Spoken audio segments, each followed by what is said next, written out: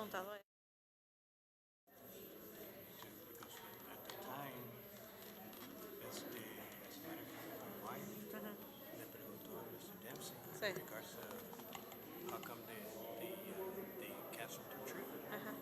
¿Cuál trip? To Albuquerque. Oh, ok, ok. ¿Y luego? I didn't know that they had canceled it. Oh. Oh. Dang.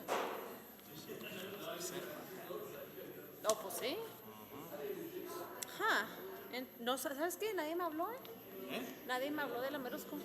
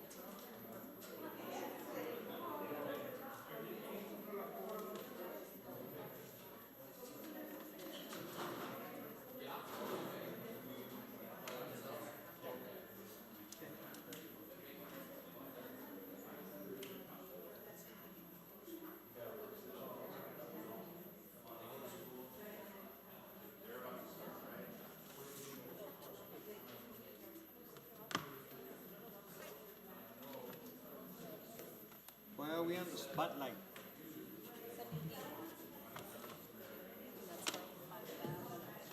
Okay, I'll come back and I'll sign that.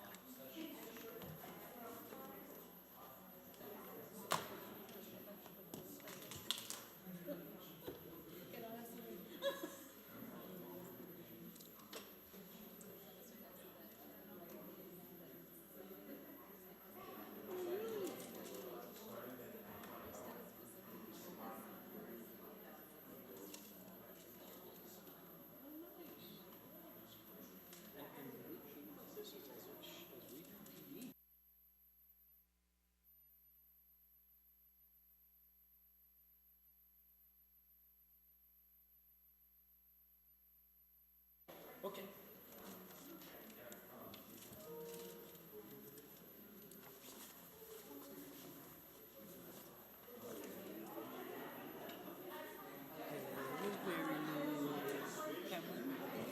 This is all I found. That's I okay. lost all of them. That's better than nothing. At least something, yeah. Okay, awesome. No problem. Y a mí, I don't know, do they give you like a printout That's of good, what yeah. it is that they give back or reimburse? No, Porque no there's- me hicieron match. And I'm like, something wrong? no, they won't match exactly what policies say. What they do is the per diem, the travel per diem. That take time to get used to it, huh? Every single thing. But you can for sure get like maybe a hotel bill. Like, transportation, that you can get like whatever it is. Yeah. The only thing is just your food, your meals. Yeah. So there's Because I only haven't been able to understand it. I'm like, this one? yeah, I will say it. It's There's a limit. like all of us, like you guys are the only ones that go actuals. So there's like a percentage. So it's like I think it's like 55, something like that a day. So it's Sí, sí, sí. I think but if you go over that, like they only put, if you go under that, if you go under the expense, Daddy's gonna stay at the back. but not over the allotted amount, it will not. They won't give you that allotted amount. They only give you that like percentage. No, that makes sense. Okay. Yeah, Yeah, I didn't know. Yeah. I don't have it in aquí.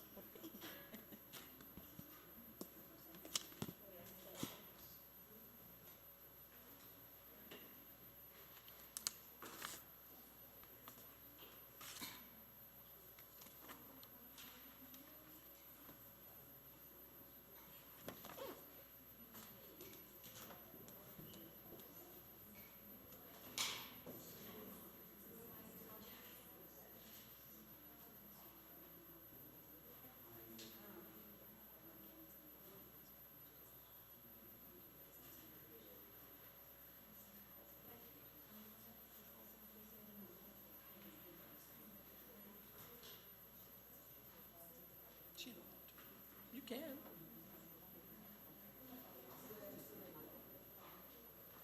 Well, there'll be a little break. There'll be a little break.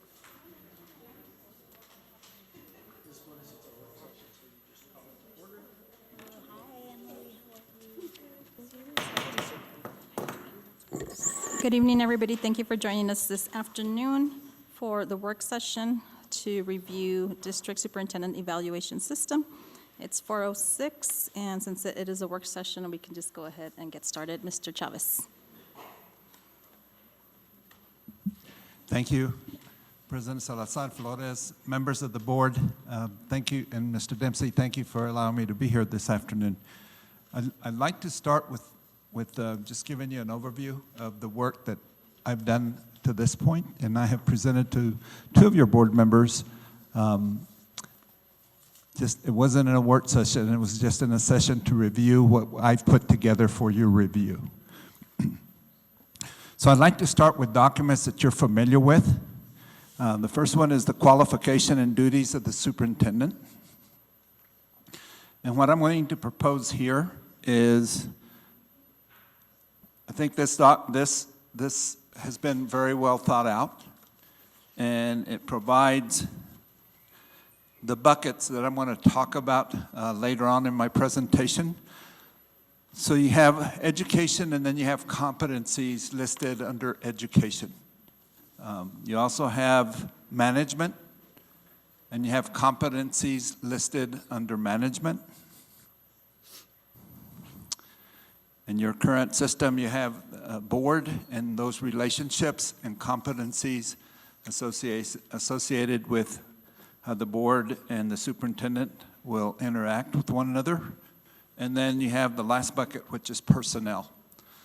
In the document that I'll share with you, I added another bucket, which was finance.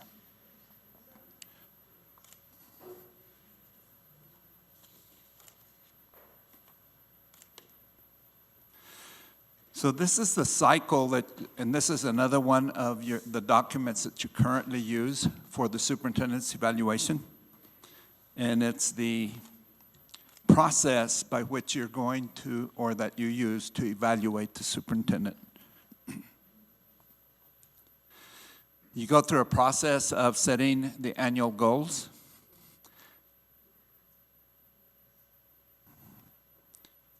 Then you list the evaluation conferences.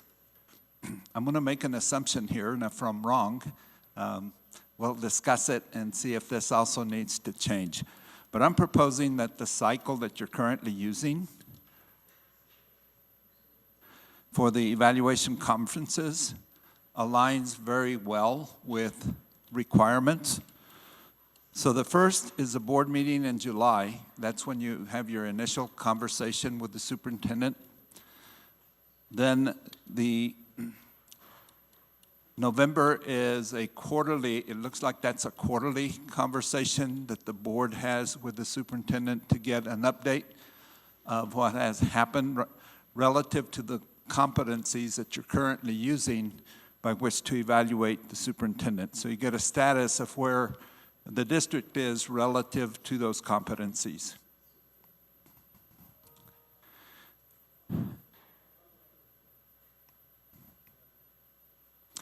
Then the January meeting, it appears that that's a mid-year review with the superintendent that is occurring currently.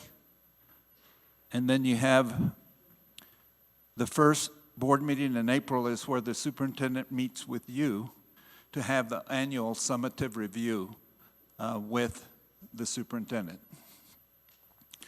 And then the second of those occurs in latter part of April. And if that cycle works for you, I suggest that you keep that cycle.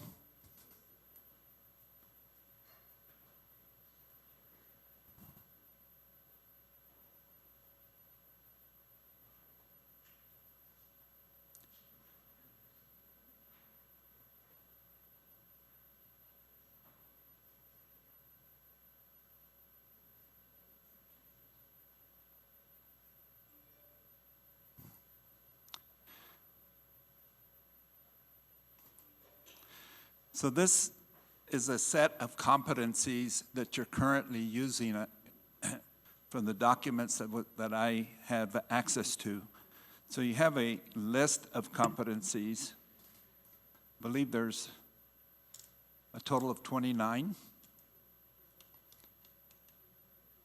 And I'm assuming that having been a superintendent, I was evaluated in much the same way that your system is currently set up, where you have a list of competencies, and then those are reviewed at the beginning of the year.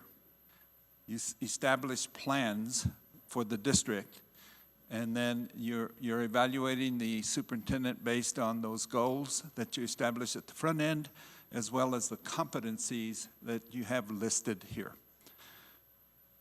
So you'll notice in red I've listed where I believe these would fit into those buckets that I mentioned earlier: education, communication, and then, if you'll recall, I indicated that I added finance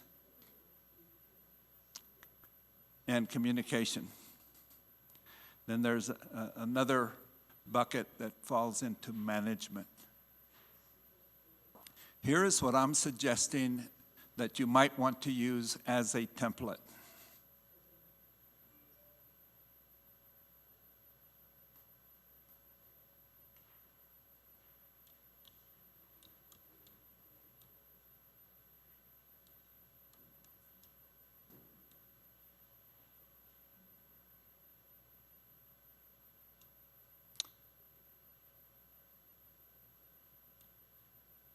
So this is the template that has the buckets that I mentioned.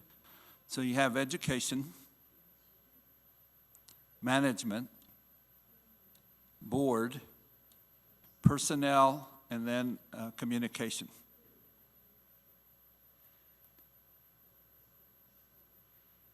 Let me share with you what I've done.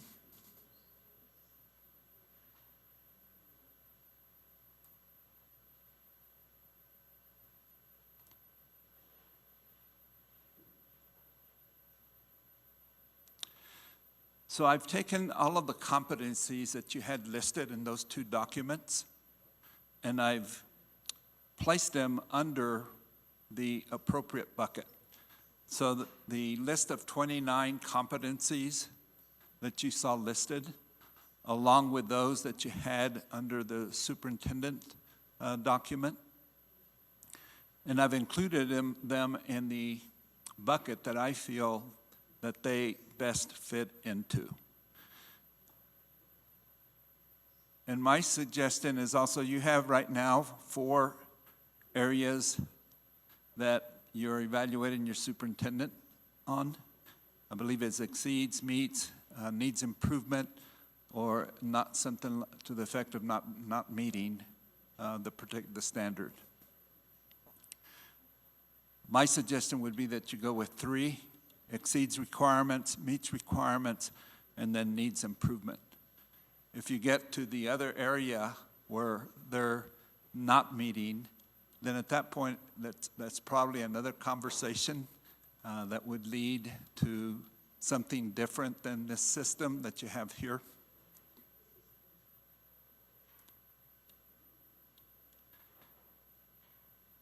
And under each of those, you have a rubric. So exceeds requirements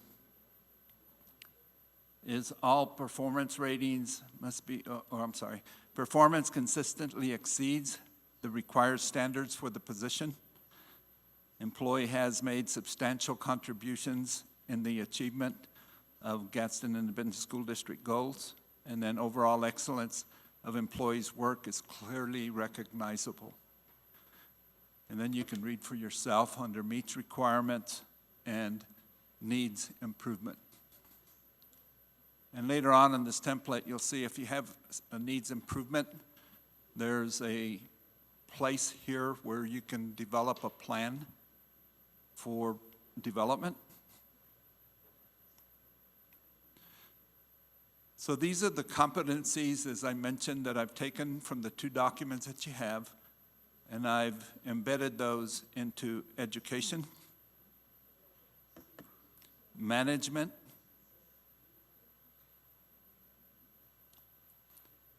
board superintendent relations, personnel, finance, and then I also added one for communication, because I think communication is a critical area, and you had some competencies that I felt communication was a better fit.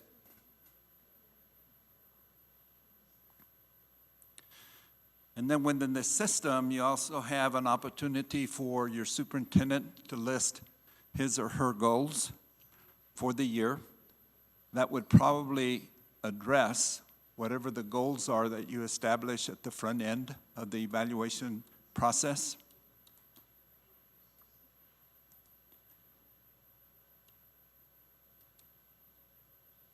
And then the superintendent might also have some professional development goals.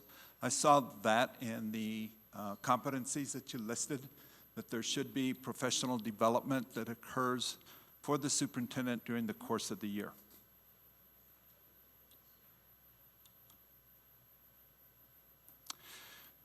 It's also my understanding that you currently have a self-reflection, that the superintendent develops or goes through a self-reflection and then shares that with the board.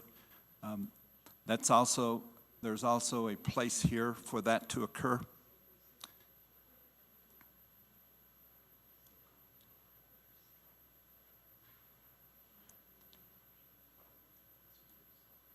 And then once the conversations take place relative to the evaluation, there's a place here for employee comments. And then if there are areas where improvement is needed, you would check yes, and then what is that improvement plan?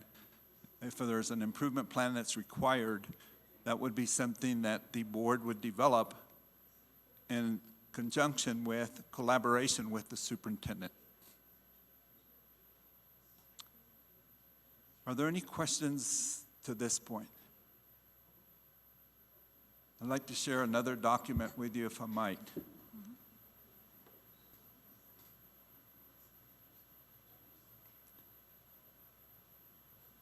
Actually, two more documents. This is your strategic plan. And it's very impressive, the work that Mr. Dempsey, that you all did with your vision, mission, core values, and the goals that you've established for your district. I believe there's a lot of ties that can be made to the strategic plan that you currently have in place and the accountability measures that you can use for your superintendent and his leadership team. So let me just speak to one of the goals, and I'll use the first one, where you develop and create exemplary learning environment through different modes of instruction and evaluation. So the template that I'm going to share with you, let me go to that now.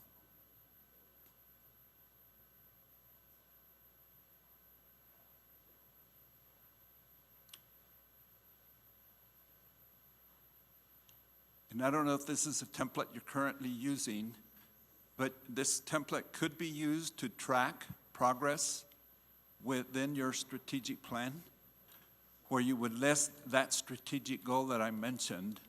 Then you have strategic action plans under each of the goals. So for each action plan, you would have one of these templates to track progress. It also has the strategic initiatives. What are the strategies that you're going to be using to address the action plan? Who the team lead is that has been identified by Mr. Dempsey and the leadership team that will lead that particular action plan, so that when Mr. Dempsey wants to follow up on a particular action plan, he will go to that position. I'm suggesting a position rather than individuals, because individuals come and go. Positions you'll more than often than not continually have within the district. Then what are the resources needed? And then how much money needs to be budgeted for that particular action plan? You saw a section there on finance. This is where you would look at the competencies associated with finance, and how are those competencies applied to the instructional program or what you find within your strategic plan. So this would be a way of tracking all of the competencies that are found in the evaluation system. There are other documents that I'll share how you can embed those documents into your strategic plan and just use that one document for other planning as well.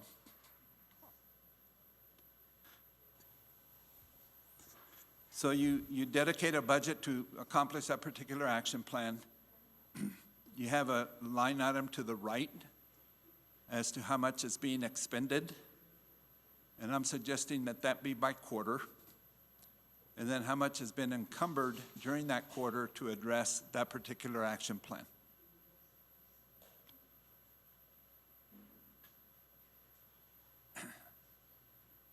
So measures of progress, this is the evaluation that you're going to use to assess progress towards those action plans. Are we being successful in the implementation of what that action plan calls for? So what is the base, I'm assuming this was a baseline year for you on the first year of your strategic plan, since this was first year of implementation. And then you're going to have reporting opportunities here for that lead on that action plan. They will enter the information as to what transpired during the month of July, all the way through June. And then you notice here that there's a 90-day plan. My suggestion is that that be done quarterly by way of quarterly reporting to the board, so that you will get a quarterly report, both written and in a work session, a presentation by those team leads on progress being made relative to that particular action plan.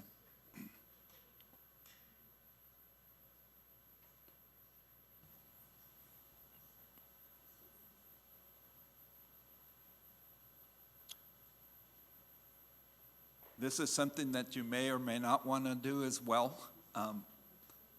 You had some really good community meetings during the time that you did your community needs assessment. You had really good participation. I'm suggesting that if it's not already being done, and it may well be, that you do a mid-year review and invite the community to participate, at least in listening to what I just outlined would happen with you on those 90-day reporting periods, that you do a mid-year review on the second 90-day reporting period with the community. That'll give them a status of what has happened up through December of the academic year or fiscal year. And then that the community have a final presentation in June. And at that presentation, it would be, this is what we were able to accomplish relative to the goals and strategic action plans that we've identified. And here's what we were able to accomplish and meet. Here are items that we may need to carry over into year 2. So it gives them a status all the way along, the community status, as well as you, a status of what's transpired and happened with your strategic plan.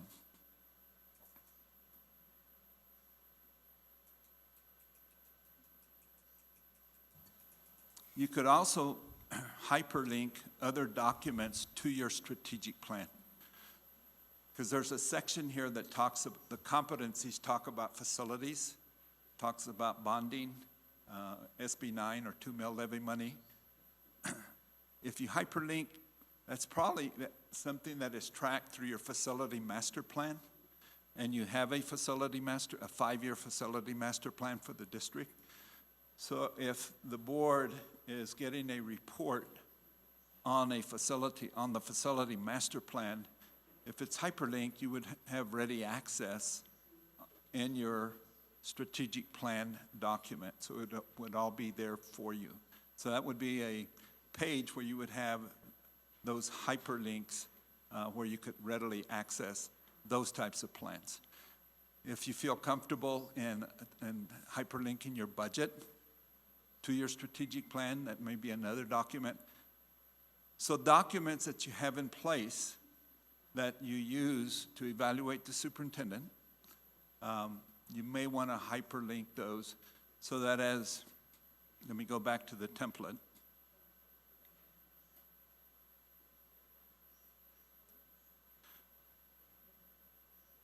So that as you're getting reports on a quarterly basis on those 90-day plans, here is where I would suggest that you make your notes about what has happened first 90 days, second 90 days throughout the year, so that when it comes time to evaluate the superintendent, you'll have access to this document to have a better informed and a better conversation with your superintendent relative to the items that you're going to be evaluating your superintendent on, those competencies.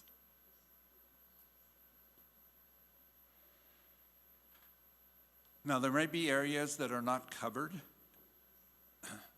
I did a walkthrough, and a lot of it is covered in your strategic plan.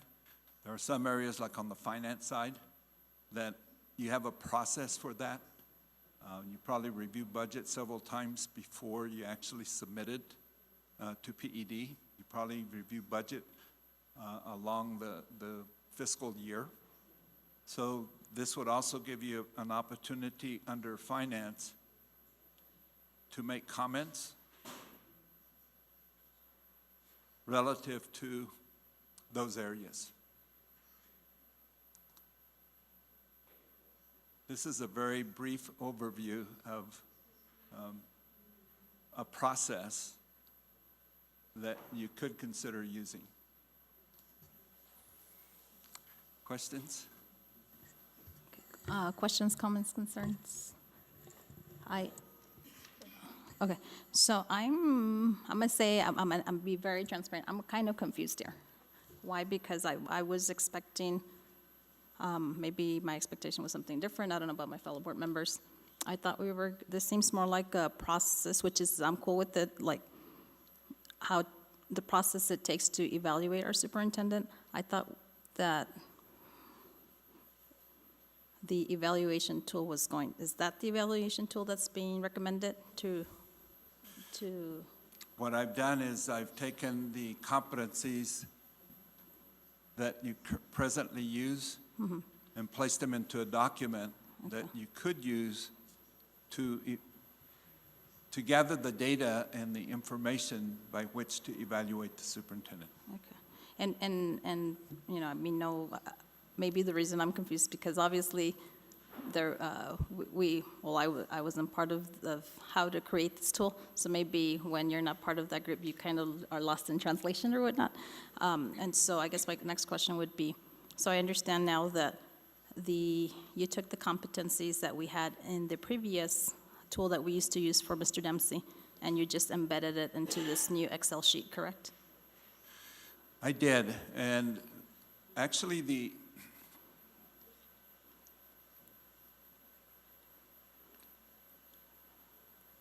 this tool here is one that you would use by which to determine whether those competencies are being addressed and met. So as the leadership team, the superintendent and the leadership team are addressing the strategies under each of those action plans, this is where, excuse me, this is where they would enter that data. So it's a system, it has more than one document that one would use in the evaluation process. Okay, and my next question would be, so we had two board members, Mr. Castillo and Ms. Murillo, that created this with you, and so my question is, so I guess you showed us where you embedded stuff or competencies. Were those competencies redone? Because when the last time we evaluated Mr. Dempsey, I mean, it was a daunting task, and took, I mean, practically all day, which I'm not complaining, but it was a daunting task. And so the conclusion at that time was that we were wanting, I don't know, I'm trying to, so I'm just curious, guys.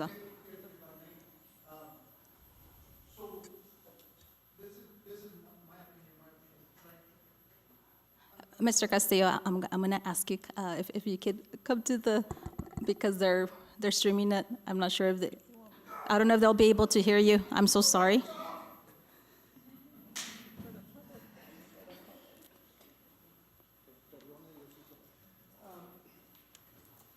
So, Madam President, so the evaluation before was 29 questions, right?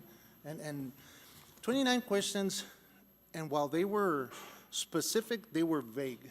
And that was part of our issue, right? You know, that if you're literal, depending how your mind works, if you're literal, you answer the question and it might not have answered it truly, right? I mean, so the way, again, my opinion, and this is why I like it. So we're asking the superintendent for goals. We have goals, right? So right now at this point, there's 5 goals that we want to attest to, right? That we want to hold him accountable. We want to hold ourselves accountable. So there are their strategic plans. That's the goal. And then, so how does he meet them in the realm of education? Those are the bunch of questions they had. And to me, that's where we're talking, that you reference that in your answer. Okay, so, in the realm of education, we want to improve scores. And then we have all this list that did he do all this stuff, right? But we're answering the one question with a reference to all this other stuff, right? As opposed to having 29 questions, vague, specifically vague or vaguely specific, now we're going after his goals, our goals, because in a perfect world, his goals have to be aligned, should be aligned with ours, right? So that's where, for us, again, I'm not speaking for Ms. Murillo, but I think for us, it was easier. Again, at the beginning of the year, Mr. Dempsey, this is what we want to accomplish, and here it is. 5 things, and we worked. The strategic plan that we had, that's how they've done it. The leadership has come and said, this is where we're at, this is how much we've done, and this is how we gauge it. Mr. Chavez, that's why he's saying hyperlinks, we can click on that, we can have evidence, right? So for me, again, I think this is a much easier process. I know, I understand, the not being there, not, how do we explain it? But again, that's as simply as I can explain it, and that's why I prefer this. I like Mr. Chavez's idea of having those references to go off of them. Okay, the goal, and then this kind of helps me out. Did he meet some of it? This is how he met it. Okay, I'm cool with this. So for me, this is how it works easier. 5 goals, 5 questions. We evaluated on that. Our 90-day, deal is. I heard it. I've heard it before. Mr. Chavez made a point of it that, his evaluation and Elena, Roxy, everybody said the evaluation should not be a surprise. He should know where he stands. That 90-day, he shouldn't become, I what? I didn't, we should already know.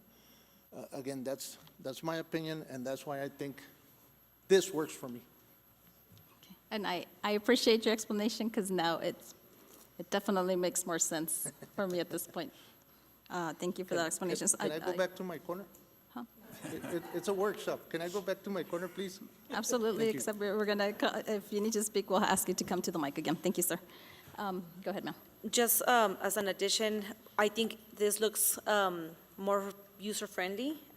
We saw at the last one that there was a lot of repetition, and that was one thing that we brought up with Mr. Chavez, that, for example, number 2 said the same thing about communication in number 15, and then again in number 20. So I think collecting everything regarding communication, everything regarding students in one specific area look cleaner, and it was better.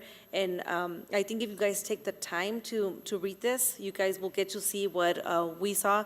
We were really good at just throwing ideas, but having Mr. Chavez just putting it together, it just made sense, and I think this is gonna work better for all of us. The link, that was not in the beginning of the conversation, but I think as we started having these conversations and meeting, it made sense because he was referencing to the strategic plan, and we were like, where is that? So yeah, seeing that, having that hyperlinked to that specific area, and then clicking it, and then us just putting everything together. I mean, we were excited for that one too, and I think now it's just something that we will be the pilot. Okay, so I have some clarification questions, if I may. So you mentioned there's 5 areas. Those are called our new competencies, correct? The 5 areas would be, I call them buckets, because under education, you have a myriad of competencies. And so that would be, let me make sure, education, management. Finance was one of them. Finance, communication. Communication, Something personnel, board, and personnel. board and superintendent, what? Board and then personnel. Relationships, and then the last one? Personnel, okay. So 1, 2, communication, finance.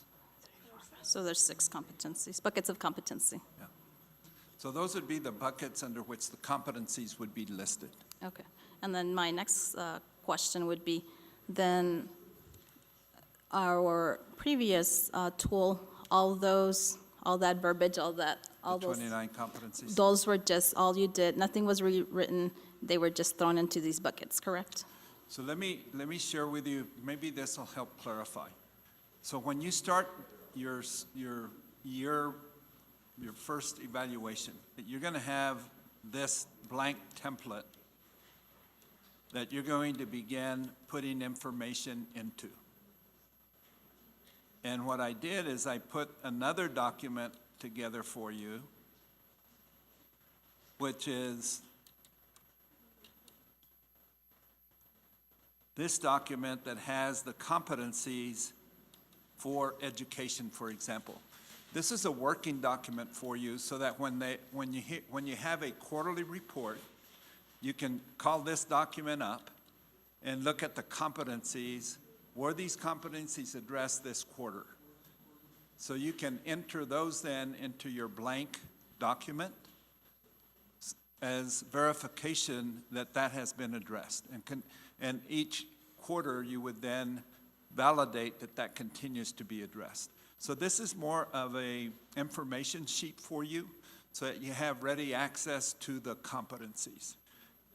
At the beginning of your process, you're going to have this blank document that you will complete every quarter.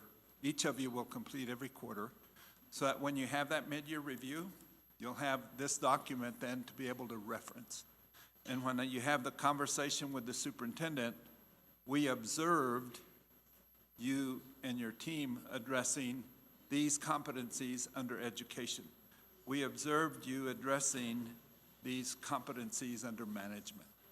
It may not be all 29 competencies that you observed, but at least they have touched on each of the buckets.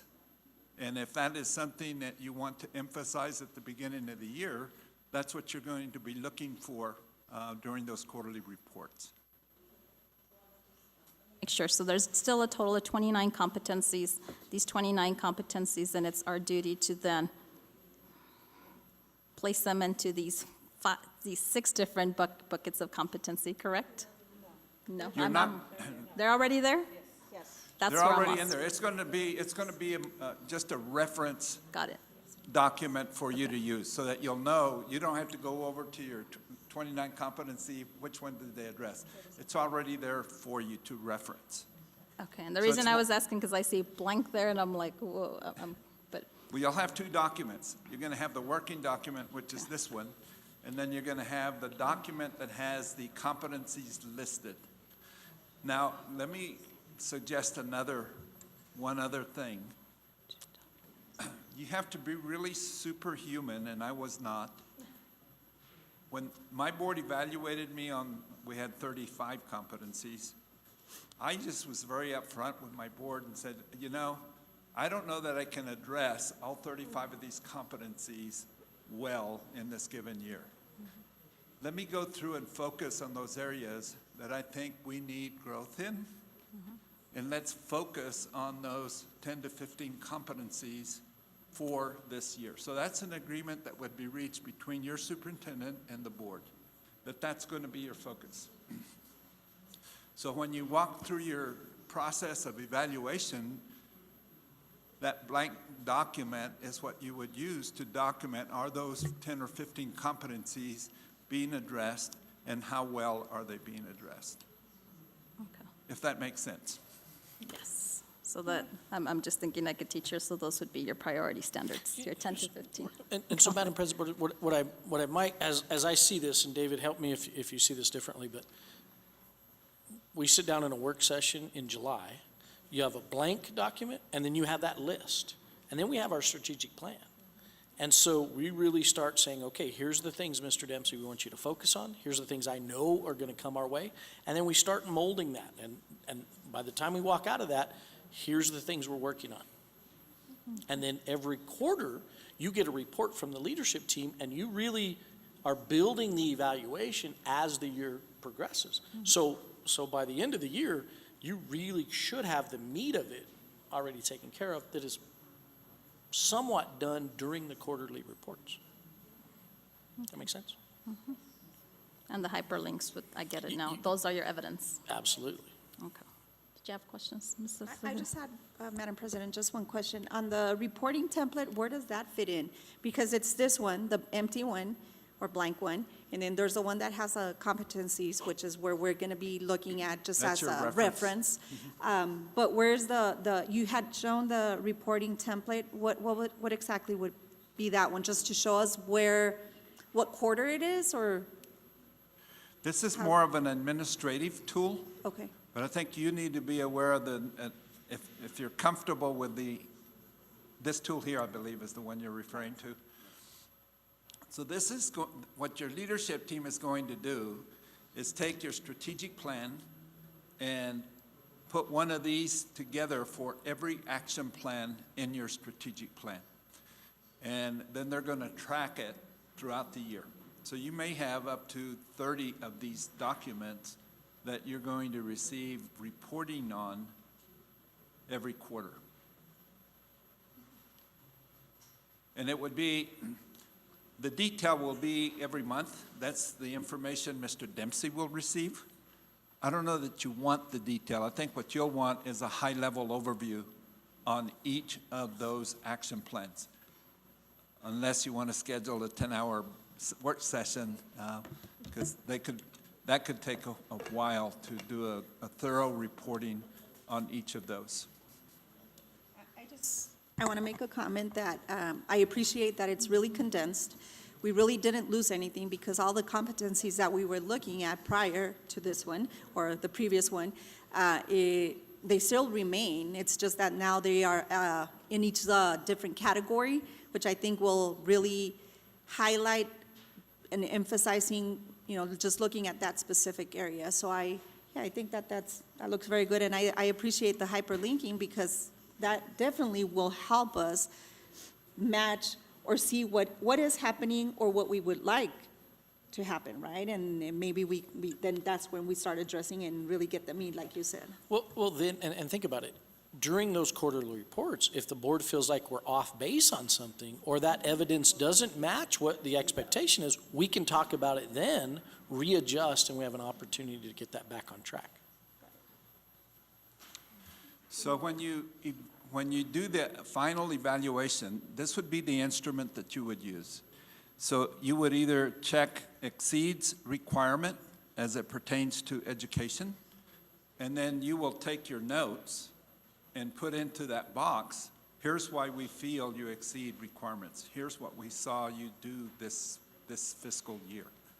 So it's not all of the competencies that you're going to be listing in here. It's just your thoughts as a group of 5 as to how well Mr. Dempsey and his staff have done. Mr. Cano, do you have any questions? I think that what probably would have worked a little bit better instead of doing a presentation like that is actually have the actual copy so we can actually see the confusion that you were saying that you were confused whether on the 29 questions. I think if we would have actually had, okay, this is the list and this is all that stuff that's coming out the blank. I think maybe that probably would have been a little bit better than just doing it up on the.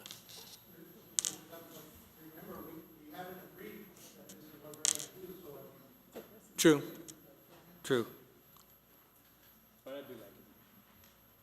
Madam Chair, Mr. Cano, would it be helpful if I were to take this blank document and do a mock evaluation using your competencies and it'll be just a mock evaluation, it's not, with my impressions of what would go into each of these buckets. And then you could get a sense for what it would look like at the end when you evaluate the superintendent and the document that you would then share with the superintendent? I would appreciate that, because I'm going to agree with Mr. Cano that, remember, we were kinesthetic auditory, and, I would have appreciated something, I'm going to say it too. I know it's just a draft, but, Sure. you know, something hard copy, some of us need that. But yes, I'd appreciate a copy, a mock. I was going to request the documents anyway so that we can like take it in and really absorb it, read it, and then make questions if we have questions. But yeah, that, would you agree that, yes, that would be very much appreciated? Madam President, I think what you, Mr. Chavez, what you presented to me and Mr. Castillo really worked, having the original copy that we used to use compared to this, that really opened our eyes. My opinion, having a mock and then having to fill everything, for me, that's too much. And, but I think just seeing you guys comparing both of them, you really get to see the difference. And is the cleanup of like the rewording and so many questions. I don't know if you guys still would like to have the mock, the mocking one, but I just think that it will be enough, because I think it was enough for both of us, for you guys to see those two documents together and then be able to compare. Madam President, I think that really isn't necessary, because, again, the fact that we're not losing any of the competencies, I think I'm just, you know, I think that it remains there, right? And so it's just been narrowed to one of the areas. So everything is there. It's the exact same thing. It's just now it's condensed. So we have a possibility of making it very, like summarizing it, right? Like everything that's there. So I think just once we start seeing the hyperlinking and all of the information, I think that that's where it's going to really match, and we're going to be able to really see what it should look like. I mean, I'm saying maybe the first time it might not be as clear, but I just from seeing all of this, I think I'm already grasping what the vision is here. So we're agreeing just not to do the mock, just provide us the documents? Just, I think what Ms. Murillo said would be appreciated. Madam Chair, members of the board, what I will do is I will take and put all of these files together for you so that in a sequence that makes sense. I'll still put the draft on all of those. I think that'll give you a better indication of a process. I'll also outline and speak to what the process from where I sit needs to look like. And then you can ask me to modify what you've been provided, and I will gladly do that. And I will forward that then to Mr. Dempsey. Give me a couple of weeks to get that done, and I'll get it to Mr. Dempsey for him to disseminate to you. Okay. Are there any further questions, comments? So thank you, sir, for helping us with that, and I want to thank Mr. Castillo and Ms. Murillo for volunteering to be part of this committee to come up with the new, to help Mr. Chavez helped you all develop this, so thank you so much for your dedication to this. Yes, ma'am. Thank you. I just simply took their thoughts and tried to put them into some type of system, so thank you. Okay. Okay. Well, thank you so much, sir. And so our work session is over. We'll be back in about 9 minutes, folks. Thank you.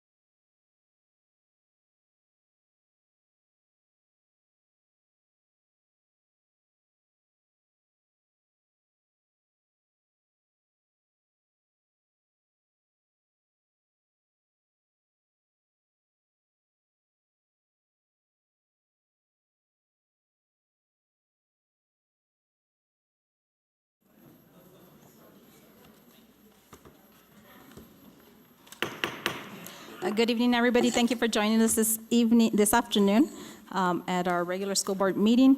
Thank you for those of you who joined us earlier at our workshop.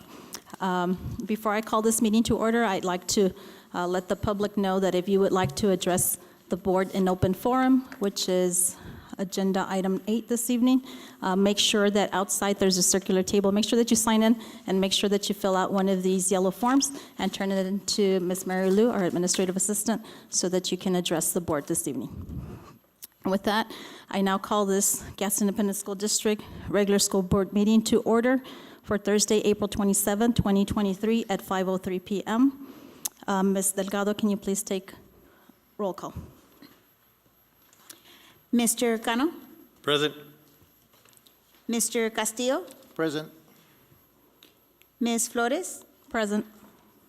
Ms. Murillo? Present. Ms. Rodriguez? Present. Madam President, we have established quorum.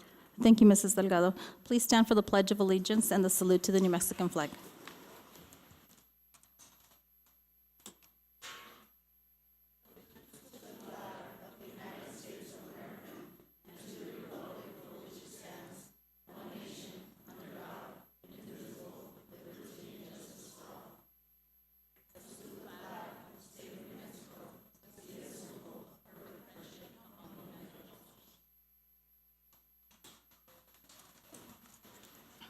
Secretary Murillo, can you please read our mission statement? The Gadsden Independent School District will provide diverse educational opportunities that empower students to be successful in an ever-changing world. El Distrito Escolar Independiente de Gadsden brindará diversas oportunidades educativas que capacitarán a los estudiantes para tener éxito en un mundo cambiante. Thank you, Mrs. Murillo. Moving on to item 3, our Superintendent Dempsey's district updates and recognitions. Superintendent Dempsey. Madam President, board members, thank you for joining us this evening. We have a full house, and we got some of our students to get to recognize. Our first item is the Gadsden Foundation Scholarship recipients, and Mr. Encina and Ms. Park are going to help us with this item. See if okay. I got to adjust a little higher. Madam President, Superintendent Dempsey, and members of the board, thank you for having us tonight. It is my honor this evening to present the Gadsden Foundation Scholarship. This scholarship is special to Gadsden because the funding does come from our Gadsden employees, and it is a long-standing tradition that we've been able to award 11 scholarships to students throughout the years from the various high schools. So we are going to start, and the counselors are actually going to introduce the students from their campus. We're going to start with Santa Teresa High School with Miss Cobos.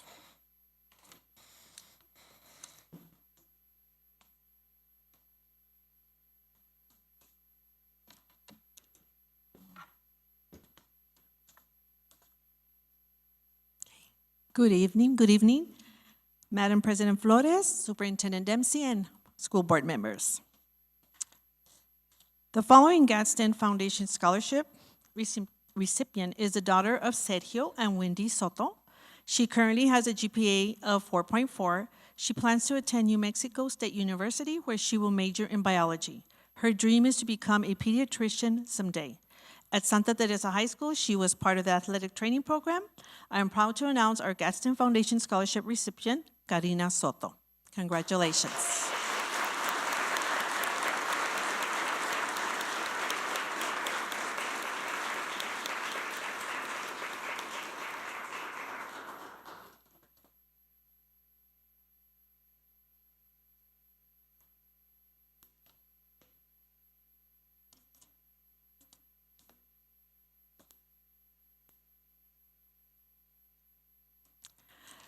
The next Gadsden Foundation Scholarship recipient is the daughter of Rosa Rodriguez. She currently has a GPA of 4.3. She plans to attend New Mexico State University, where she wants to receive her Bachelor's of Science in Nursing. Her career goal is to become a traveling nurse. At Santa Teresa, she was part of the volleyball team all through high school, as well as being a captain her junior year. She has been in Student Council, Yearbook, and National Honor Society, where she served as president. I am proud to announce our Gadsden Foundation Scholarship recipient, Ashley Lugo. Congratulations.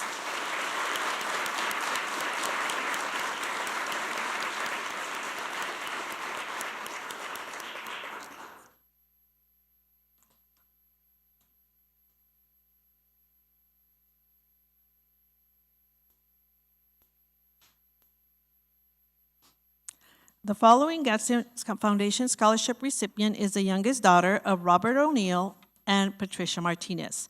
She currently has a GPA of 4.1. She plans to attend New Mexico State University, where she wants to receive her Bachelor's of Science in Nursing. She was part of the volleyball team all through high school. In addition, she has been part of different clubs and is currently the class of 2023 Vice President and is an active member of the National Honor Society. She also does very well in giving the daily announcements at our campus. I am proud to announce our Gadsden Foundation Scholarship recipient, Destiny O'Neill. Congratulations.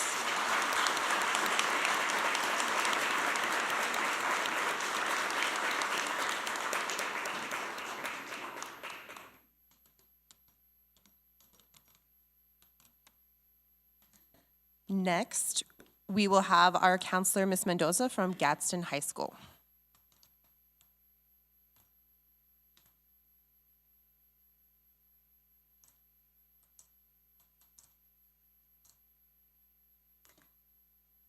Good evening, Madam President, Superintendent Dempsey, and members of the board. My name is Mary Lou Mendoza, lead counselor at Gadsden High School, and it is my honor to present this year's Gadsden Foundation Scholarship recipients. The first recipient, Mr. Abraham Carrion.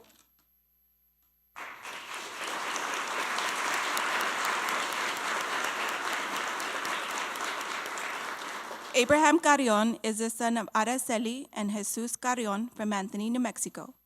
Abraham has maintained a good balance between academics and athletics, managing to maintain a 3.8 GPA while participating in multiple athletic programs and extracurricular activities.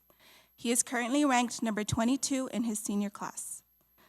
As a student at Gadsden High School, Abraham has played for the marching band, earning top spot as the brass section leader and earning multiple solos.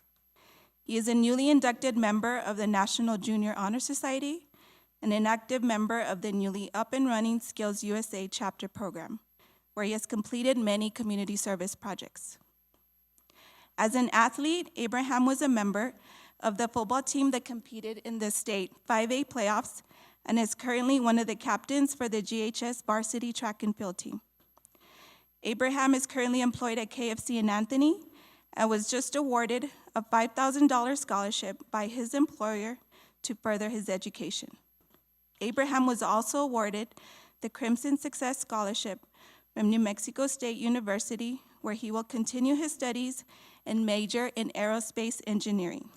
His future goals are to work for a private aeronautical company to design aircrafts.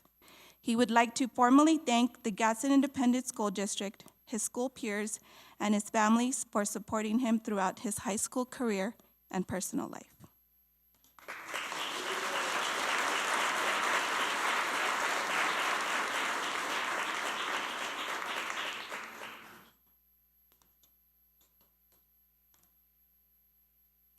Certificate.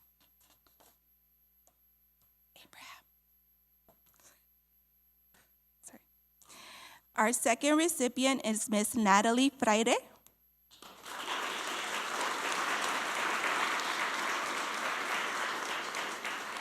Natalie is the daughter of Cindy Nieto and Joshua Freire from Anthony, New Mexico. Natalie is currently ranked number 16 in her class with a 3.9 overall GPA. She is the current vice president of Enlace and has also been a member of the GHS choir, where she was awarded Most Outstanding Vocalist.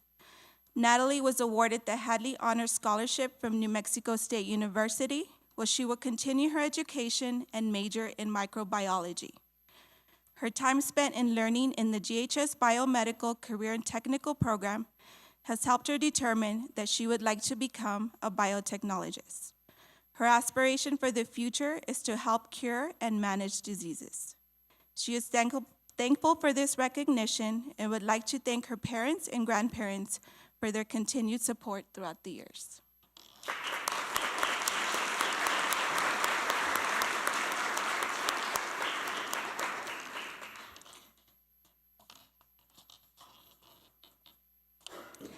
Miss Andrea Guzman.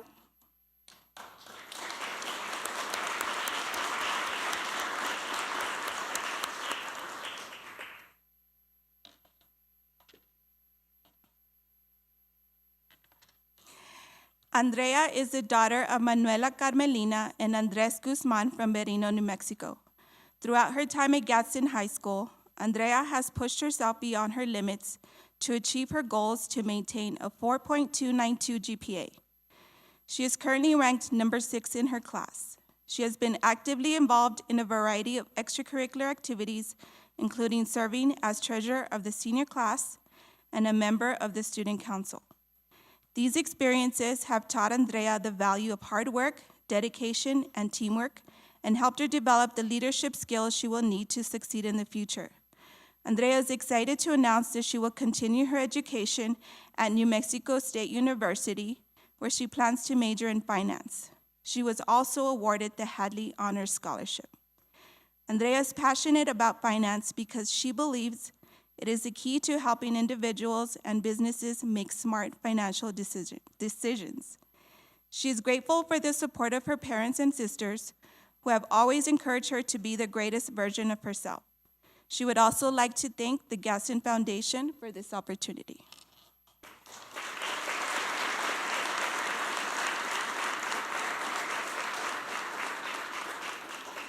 Next, introducing our students from Desert Pride will be Ms. Walp.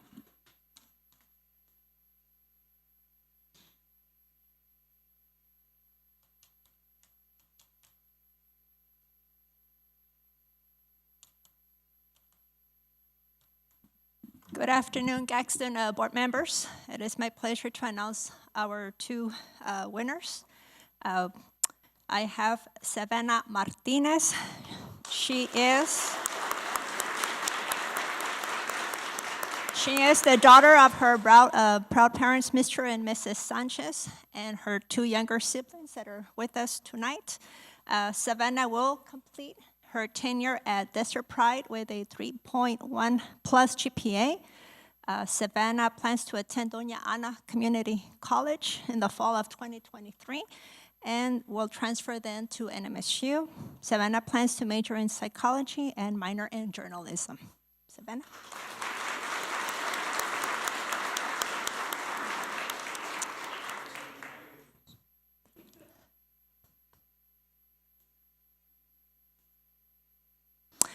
And our other recipient is Janelle Marquez. She joins us tonight with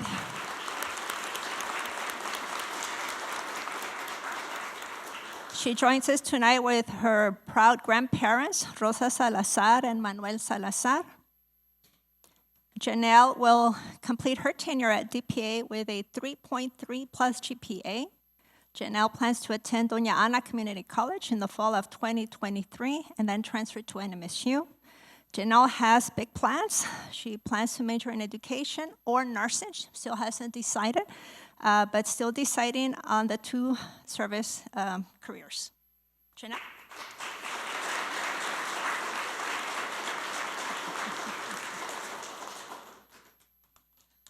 Ms. Alvarez will introduce the recipients for Chaparral High School.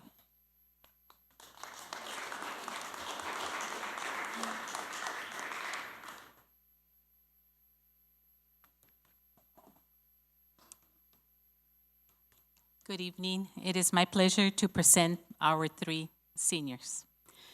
Haley Sanchez was born on October 23, 2004. She is a product of all Gadsden schools as she has attended Chaparral Elementary, Desert Trail, Chaparral Middle, and Chaparral High School. She is very proud to be a member of the Gadsden family. At Chaparral High School, Haley has been involved in volleyball, basketball, softball, TSA, and NHS. She will be attending NMSU and majoring in nursing. She hopes to be able to give back to her community in the medical field. Haley wants to thank her family for all that they have done for her.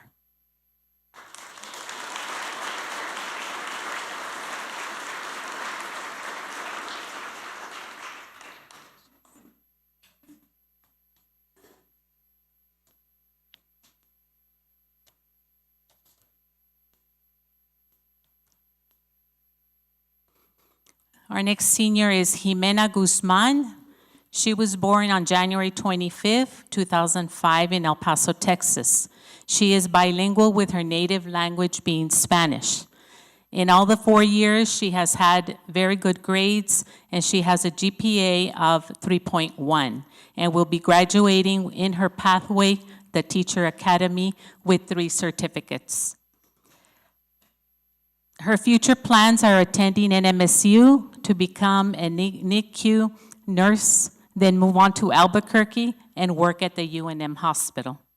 She wants to impact people by helping them and encouraging them to continue their education and hopefully making a big impact on society.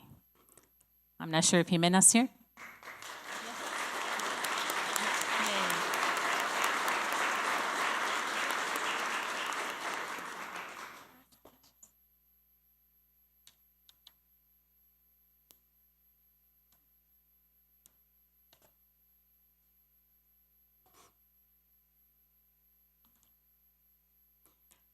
Our next recipient is not here, but I have a message in his voice for you. Good afternoon, Superintendent Dempsey and the board.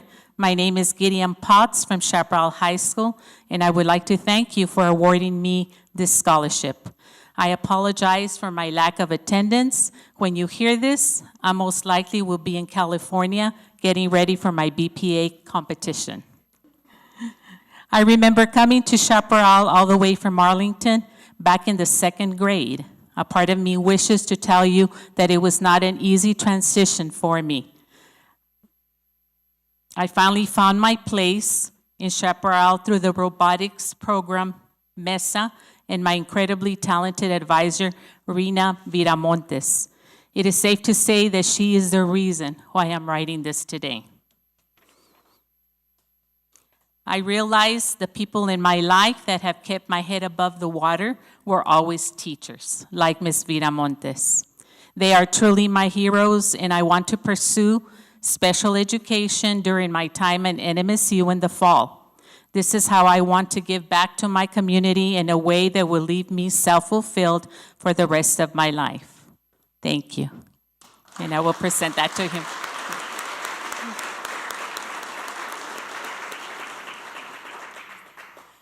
And finally, we will have Miss Angel introducing the recipients for Alta Vista Early College High School. Good evening, Madam Flores, Mr. Dempsey, and the school board. I'm ecstatic to announce our first recipient is Alejandra Ceneceros Sanchez.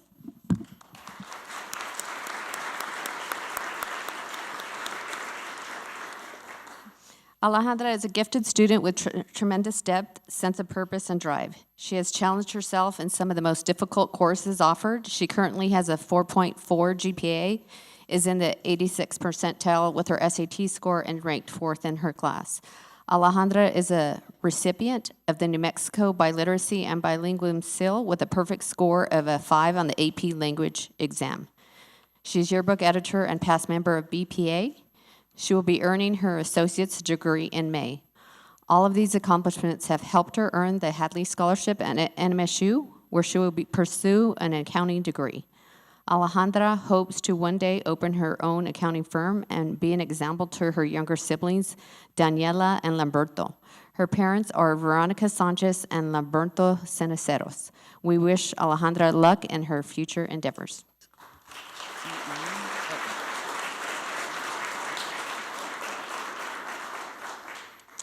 Our second recipient is Victoria Ramos.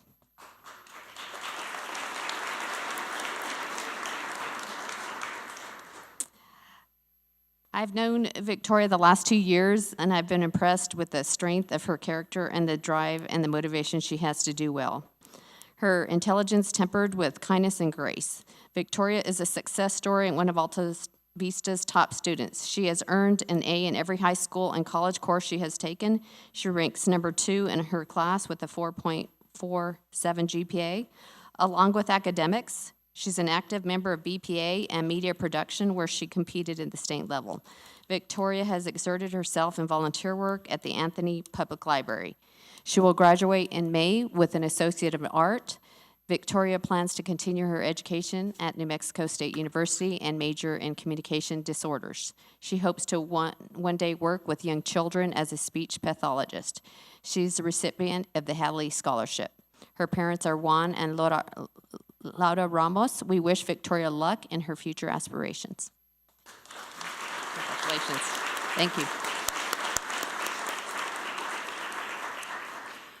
That concludes our recipient list. I would like to continue to thank the Gadsden employees for their contribution to this scholarship, and congratulations, students. Good luck.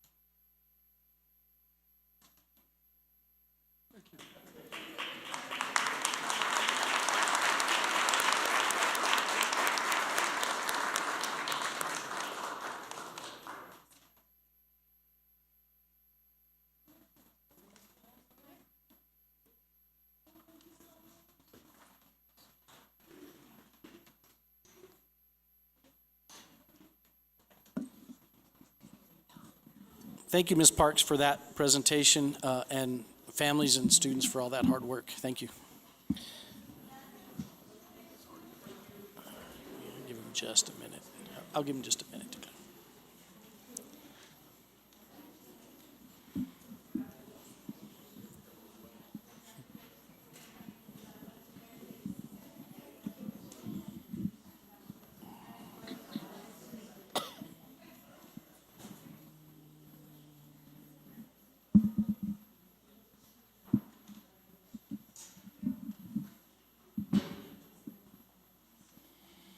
Okay, our next item is Title I, Back to School Supplies, and I believe Ms. Villalobos is going to help me, but I don't see her.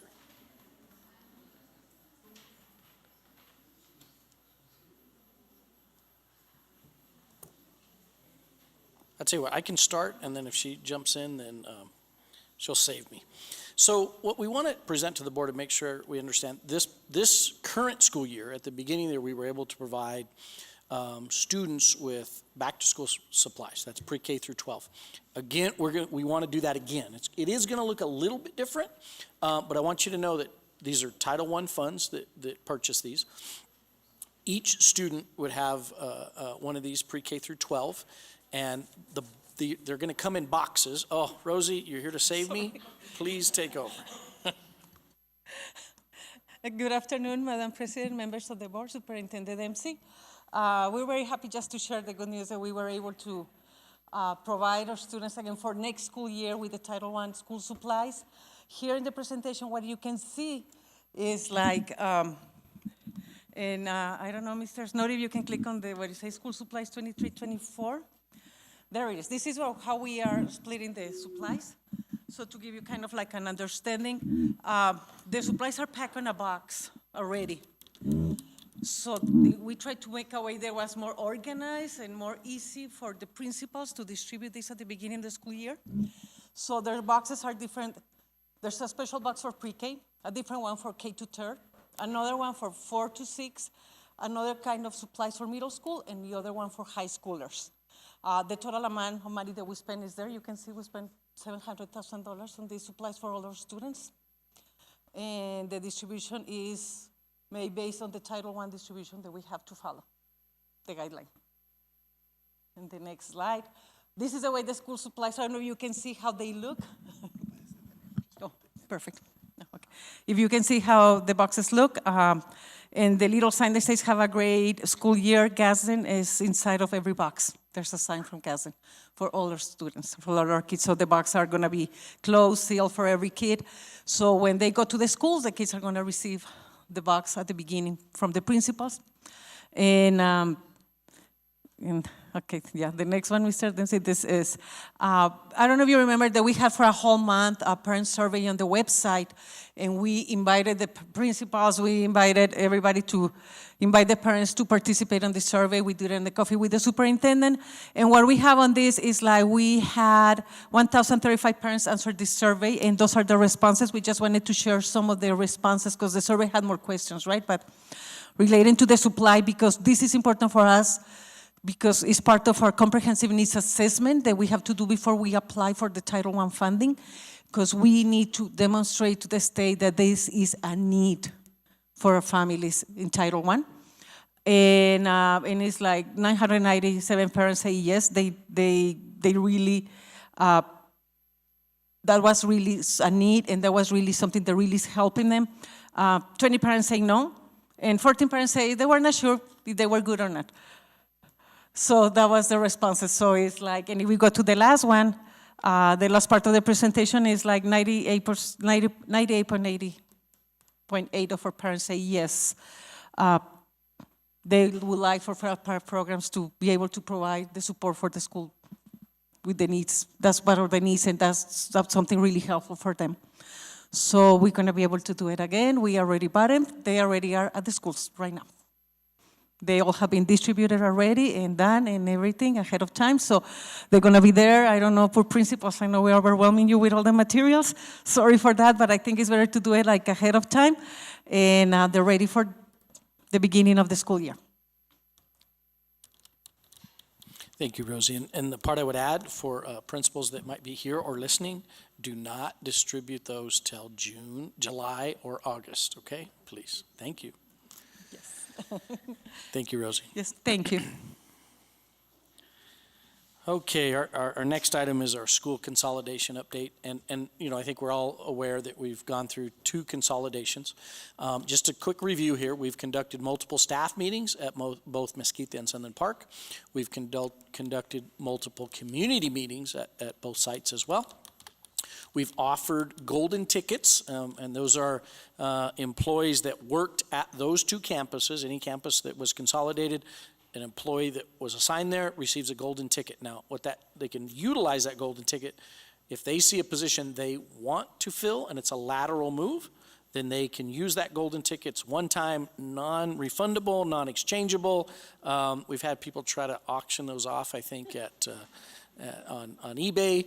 Those are not valid on eBay if you see one, but they are a very powerful tool because those individuals that have that, they don't interview, they get first dibs, and then they get assigned to that position. Now, those that have chosen to hold on to their golden ticket, and so obviously we then have to assign them. So you'll see we revised the attendance zones and assigned students from Mesquite and Sunland Park to Riverside, Desert View, Vado, or North Valley.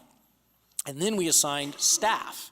At that point, some people did utilize their golden ticket, some did not. They may be happy with their assignment, and they're quote-unquote saving their golden ticket, which is okay for a while, but I remind them that this is only good under my tenure, that someday, if they hold it too long, it may not be good, maybe may run out of its value.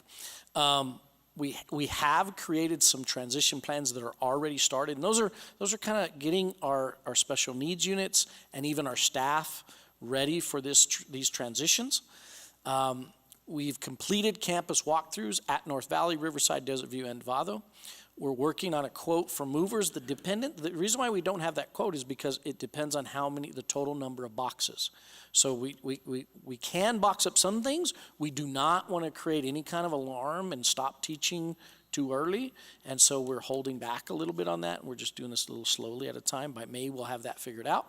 Boxes have been provided, And we're working on inventory. So some of the things that we may or may not be moving is the big items. And we're talking like desks and tables and chairs and those type of things. We are making sure we have a current inventory, and we may or may not need those items, okay?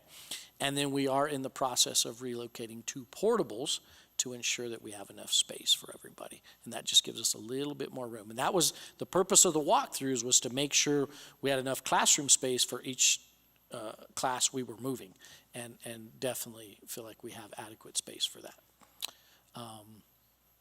I believe that covers the where we're at this point.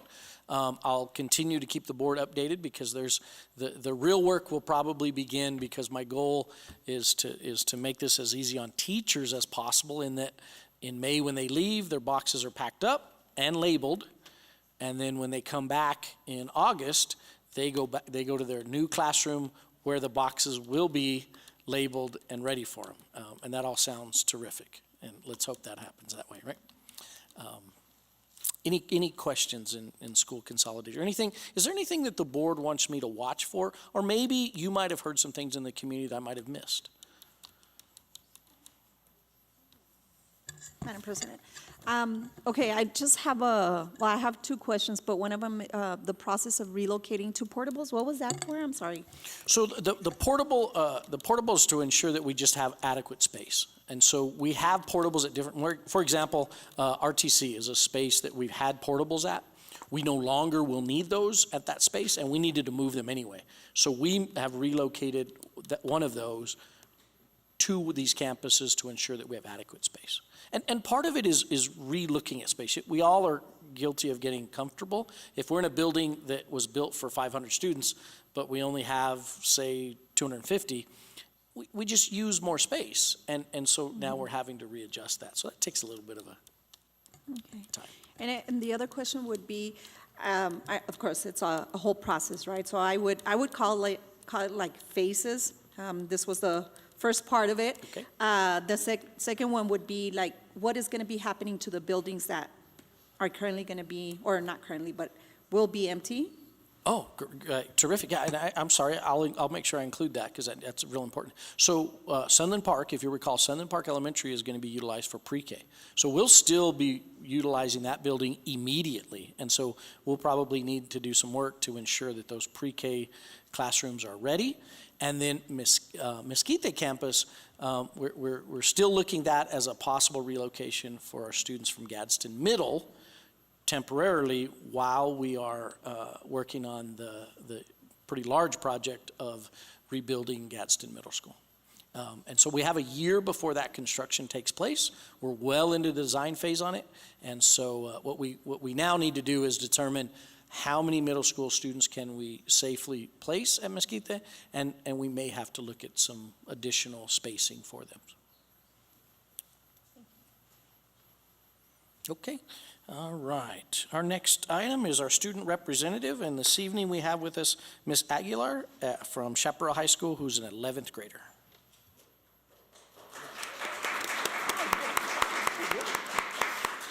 Good afternoon, Madam President and members of the board. I'm Elias Aguilar, a junior representative from Chaparral High School, and I am proud to be presenting some of our recent achievements from our school. Firstly, we have our criminal justice and teacher cadet students that took their certification exams this week. We're wishing them good luck. Our FCCLA team just returned from Disney World's Cooking Around the World competition. They earned an award for most creative side dish. NHS had the annual Lobo Egg Hunt on the 8th, which was open to the public, and it was a huge success with many families attending with their little ones. The CHS TSA team competed at NMSU and had 4 first-place winners and won several other medals for their work. BPA is currently in Anaheim, California, at their national competition. Garden Club hosted its 2nd annual Earth Day Festival, which students enjoyed various outdoor activities and delicious food provided by other clubs and organizations. Prom is this Saturday at Grace Gardens, and students are looking forward to that dance. Student club and organizations have been able to benefit off of the AIR funds this year. Senior and juniors took class trips to various college campuses, while other students took an athletic training trip to Florida and a science trip to Houston.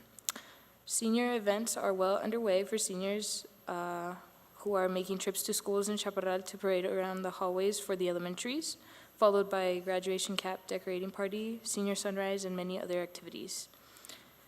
Our Lobo cheer team finished 5th place in the state competition. Softball and baseball have been doing great this season and have had a strong team effort, with their last games taking place tomorrow. Track and field has also been doing great this year, with many Lobos qualifying for the state track meet. We will be hosting a track meet on May 6th. Our tennis and golf teams have also been doing well.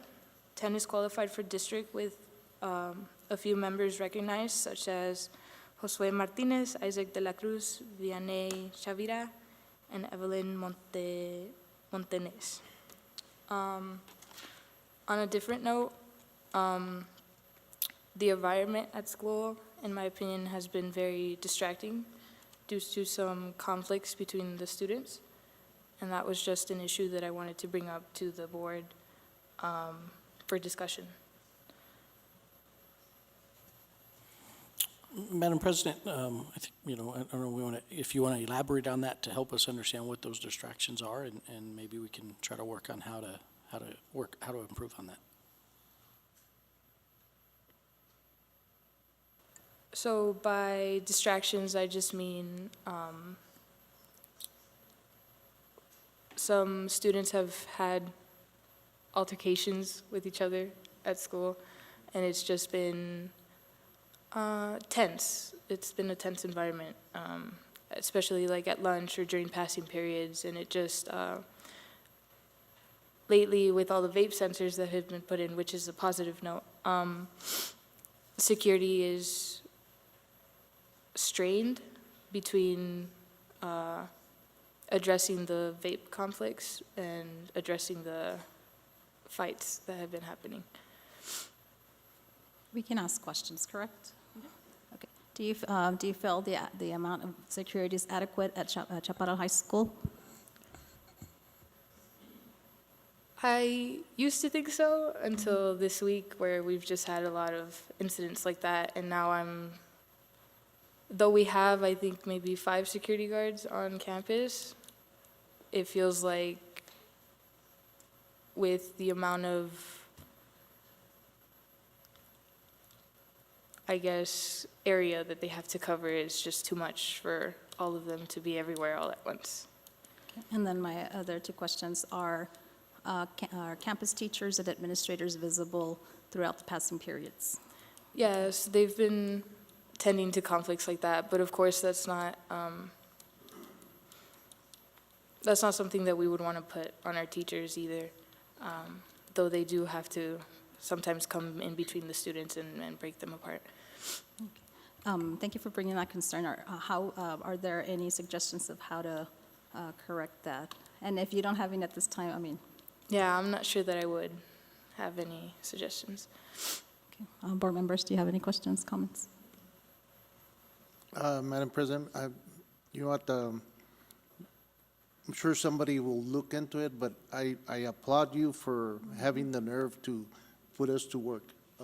That's what your role is, to bring up issues, because obviously we're not at your school, and only you know your school, but thank you for putting us to work. I've always, preached that as a student representative, it is your job to put us to work and make sure, because I can assure you, Madam President is from your district, and somebody will look into it. So, but thank you very much for putting us to work. Okay. I do have a question, Mr. Dempsey. So Elias is bringing this to light, and so because we can't get involved in everyday operations, how will you handle this to address these concerns that Elias has? Madam President, what I would do is sit down with our campus administration and our leadership team and see what kind of action plan we can put together to try to address it. Typically when things like this are occurring, we need to find the root cause of it. What's the behavior? What's causing that? And that's where we need to drill down a little bit. And we may need to sit with some more students to get a feel for what that might mean. So I can assure you we will work on that. Thank you, and I appreciate you mentioning that you're going to definitely, Elias, be part of that conversation and see if you can reach out to other fellow students. And I don't want, you don't have a possible solution right now, but, brainstorm with your fellow students and coming up with something to present to the superintendent and our Principal Lopez and her administration and work together. But thank you for bringing those concerns. Well, I'd just like to thank all of you on behalf of my school and our community for supporting us. Thank you, Elias. Thank you very much. Okay, our next item is our board member report. Mr. Castillo. Well, it's hard to follow that. First of all, congratulations to the students receiving their scholarships. It's more personal when you know the people, and I knew some people, so it's great for them. I'm sure the parents are proud. I always get a kick when they say their bio. That young lady that was a teacher, right? And she got certificates, but she's segueing into nursing. It just blew my mind. And then I was impressed with also there was two young ladies that were going into finance, and one of them said that her goal was to help out.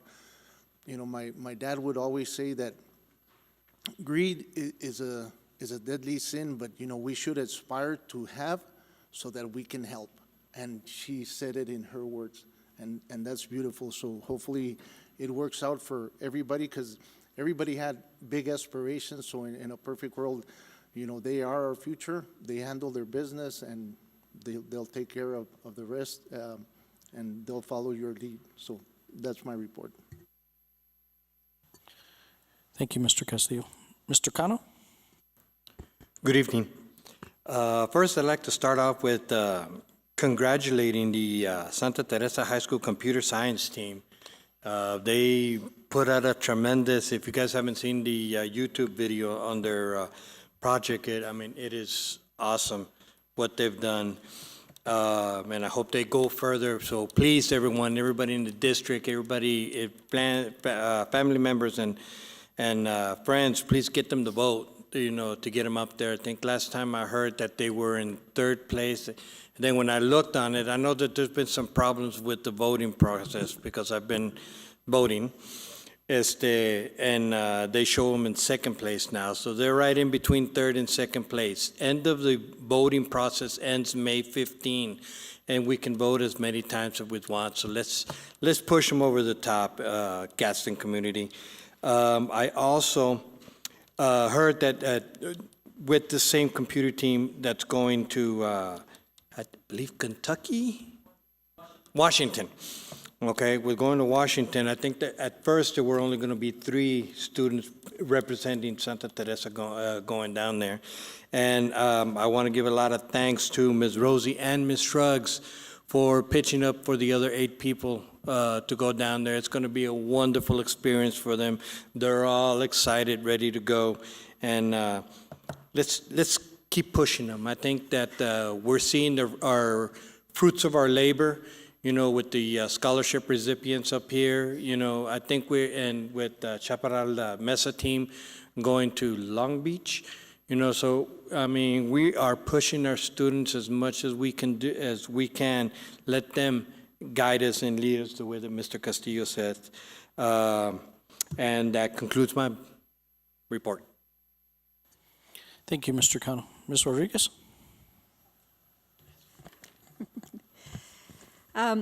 Well, there's just so much happening in Gadsden. I think that it's wonderful, all the great things that are happening and the different things that our students are being able to be part of.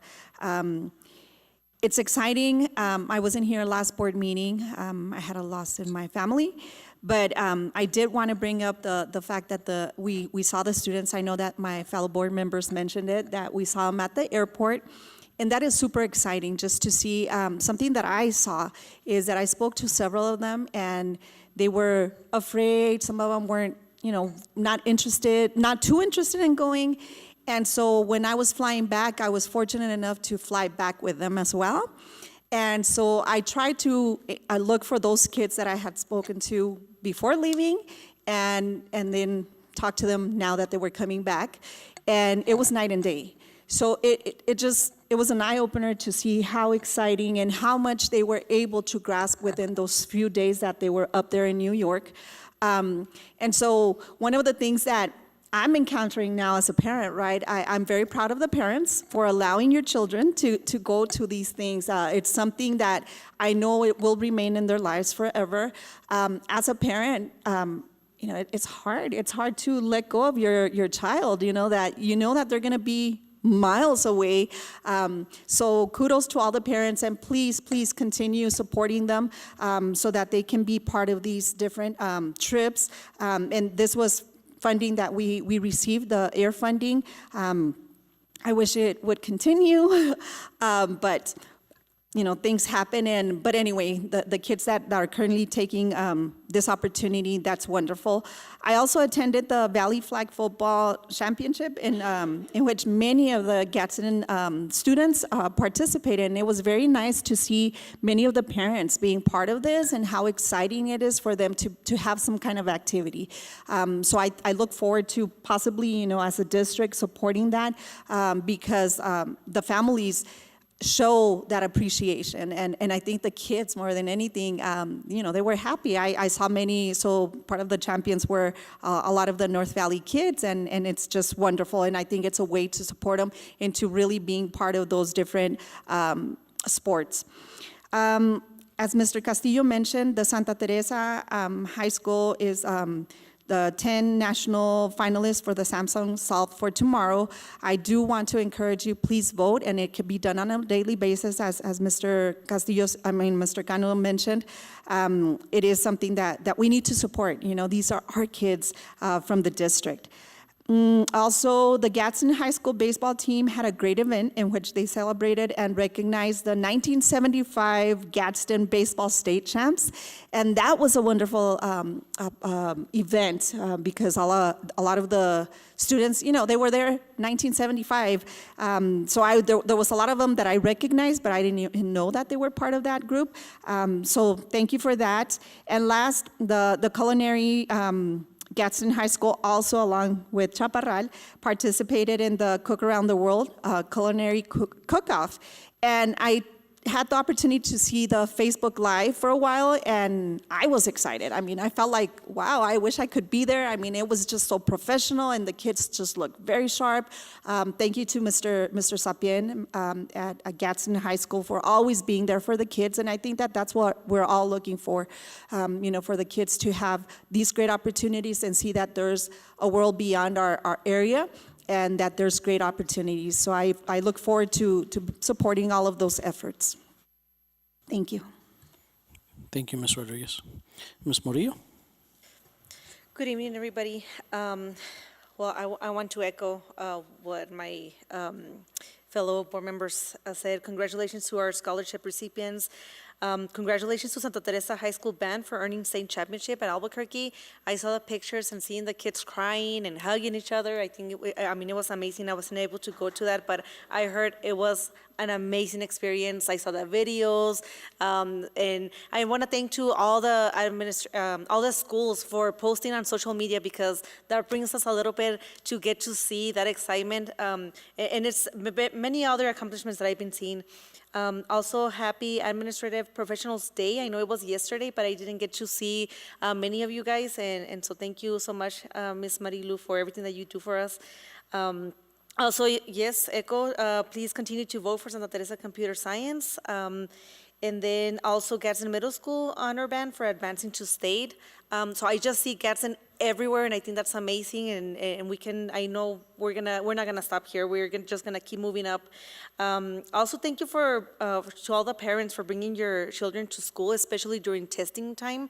I have been very impressed seeing the teachers and seeing principals thinking outside of the box, and trying to work on incentives once testing is over.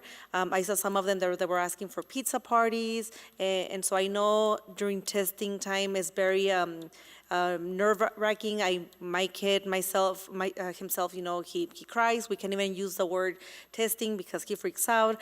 And so I really want to thank the community and the teachers for being part of that. It's okay, and this is just part of life, and to make them feel comfortable. Also, I saw that today at 4, and I haven't seen the results because we've been here, but I saw that today at 4, the Chaparral Robotics, they're at Mesa USA, and that we're going to mention the results. So I don't know if you guys know already by now, because it's already 5:53. So just please let us know what happened with that. And then, what else? Thank you for all the schools for social media, and I see it on Instagram, on Facebook, and so that's really neat to follow. And thank you to our student rep. That I've been pushing for this, and I told our student rep this before the meeting started. I said, you know what? It's really nice to hear all the positives, and so please, principals and assistant principals, we want to hear the negative as well, because not every school is perfect, and we all have challenges, and we want to be part of that solution. And we sit here at every single meeting, and we make decisions for you guys. So I think it's only fair that for you guys to have an opinion and a sit at the table as well. So thank you so much for that. And that concludes my report. Thank you, Ms. Murillo. President Flores? ¿Y qué voy a decir ya que dijeron todo? Except ditto, ¿verdad? No. Okay, so Elias, thank you so much again. She stole the words out of my mouth. Thank you so much. I'm so proud that you're the first student rep that's willing to take a chance, and that you are safe in this environment to share your concerns and continue that, and that you're an example to your other student reps. Yes, we want to celebrate, but we also want to meet your concerns, because we don't want to be doing something to you, because you are the reason we have jobs. We are the reason why we serve on this board, as our slogan is Children First, right? Thank you. So, yes, congratulations to the science team of Santa Teresa. Just something different. You do have till May the 15th to vote, and if you were like me, I did call my fellow colleague, and I was like, how do you vote for this? Because there's no vote button on there. So for those of you who are technically challenged like me, maybe, is that you make sure you don't have to look at the video, you look at it once, and then underneath it says Santa Teresa, hold it down, and boom, it goes. And then the science team also posted in their Facebook how to do that. I appreciate that. So those, if you are barely hearing about this, share it with one another.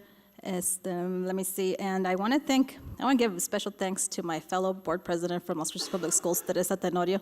She is helping us vote too, and so this is, I challenge all of El Paso, all of Las Cruces, all of the neighboring districts in Texas and New Mexico. Santa Teresa high school kids, they are a representation of the Southwest, so I would ask you, Juarez community, to join in the efforts to have our kids be first. So because we're going to help you, ST, so in the event that the Lobos, the Rattlers, the Owls, the Panthers are in the same situation, we work together because we're a family, right? So help one another. So yes, congratulations to the kids that went to FCCLA. I see Mr. Alvarez in the crowd. I saw you wearing your little, you had Mickey Mouse ears maybe? With Ms. Davis and Ms. Garcia. Thank you for your support for our kiddos. I know you didn't go, Ms. Williams, but thank you for all you do. I see you out in the crowd. Congratulations to our kids. Let's see. Also, I'm very proud of the Santa Teresa band. They took first place, but also Gadsden Middle School. No, first place, Santa Teresa, and then Gadsden Middle School also placed third place. So awesome. And it's so wonderful to hear. I'm going to piggyback on what Mr. Castillo said. Our kids that received these scholarships, you do hear the message that they're blessed to be a blessing, so that's awesome. That, that some of them even state they want to bless their community by coming back and working. And so thank you, kids, for not forgetting where you come from, your roots. It's very important. Let's see.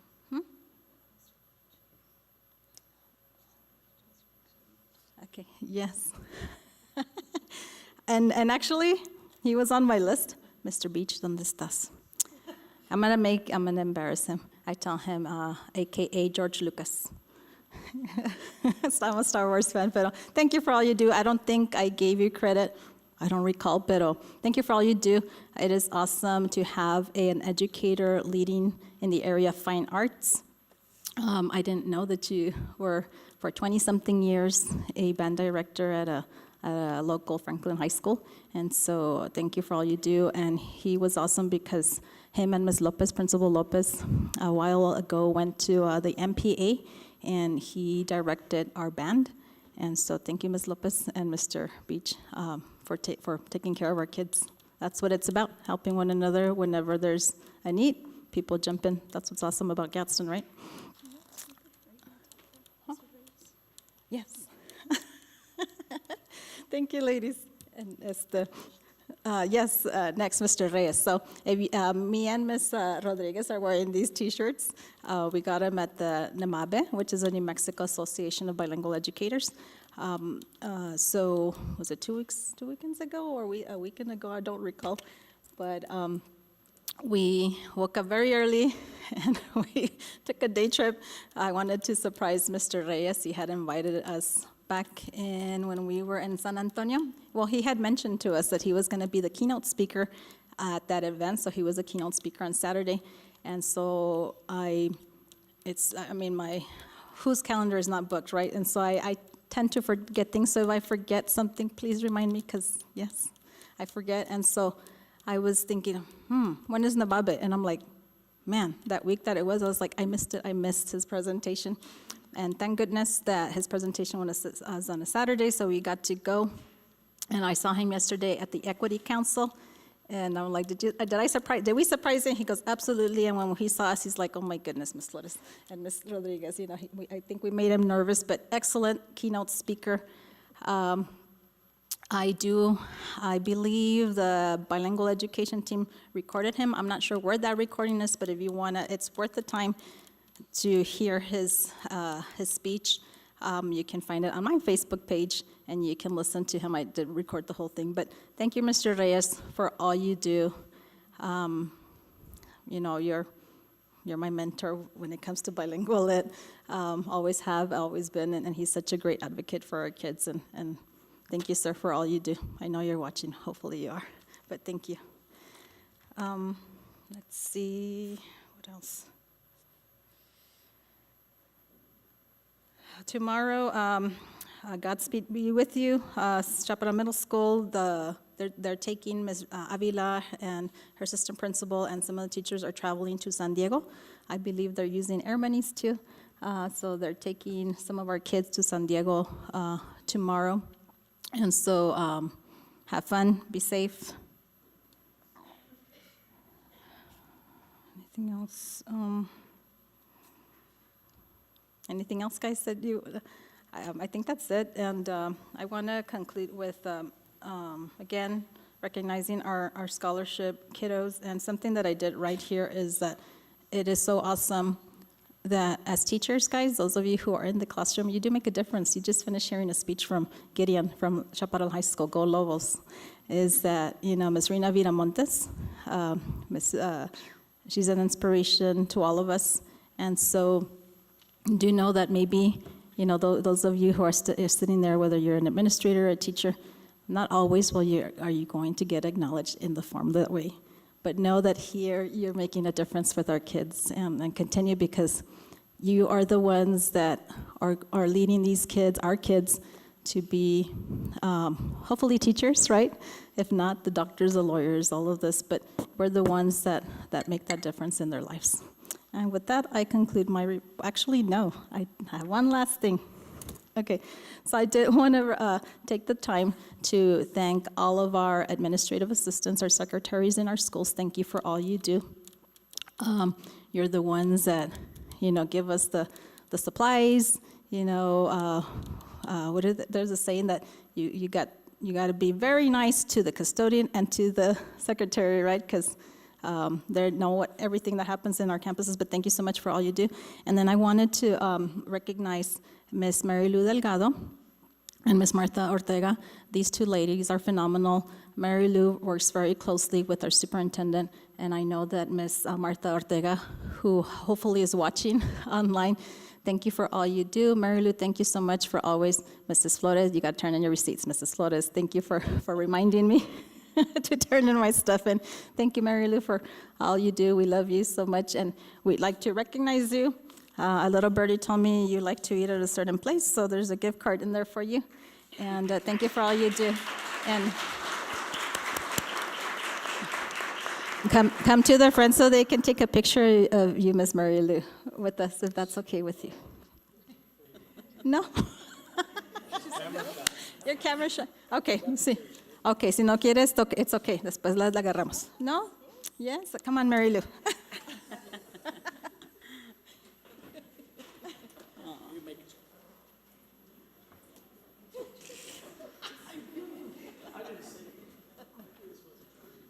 Martha, ahí le dejo un regalito with Miss Mary Lou, okay?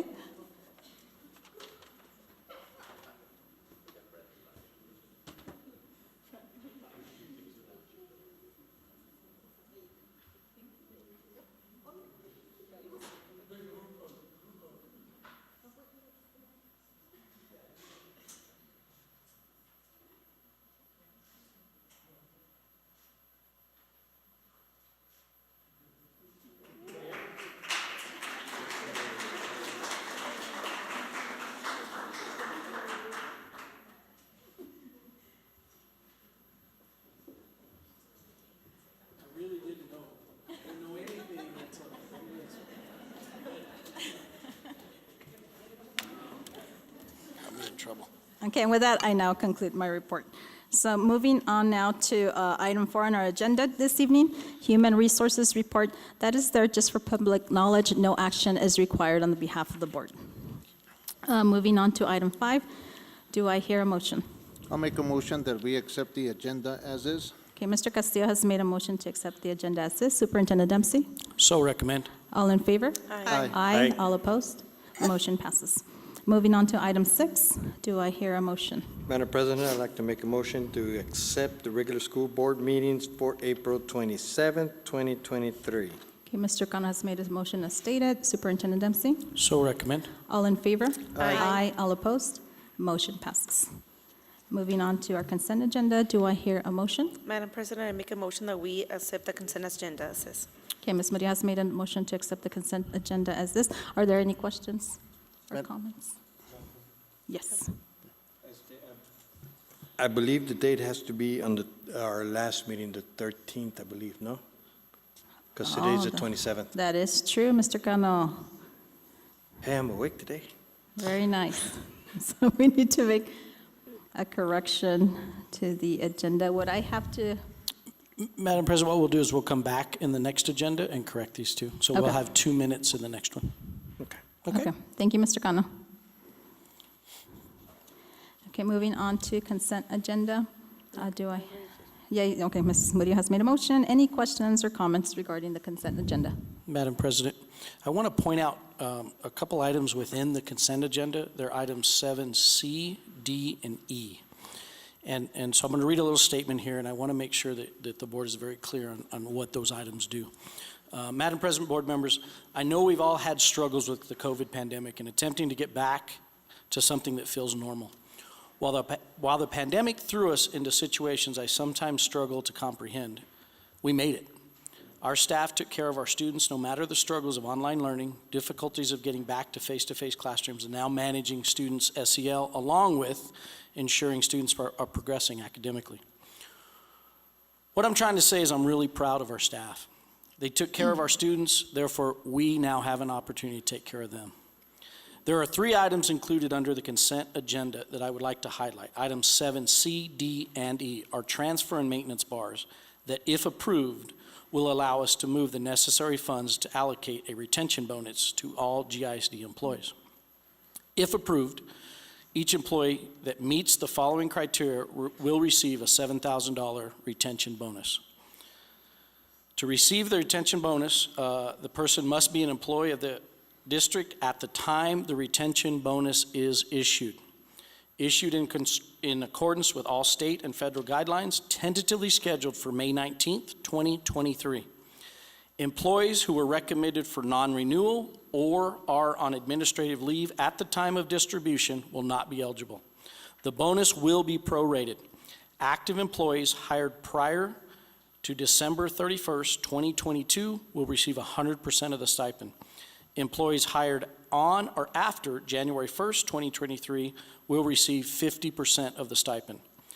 Employees hired for seasonal activities do not qualify for the bonus.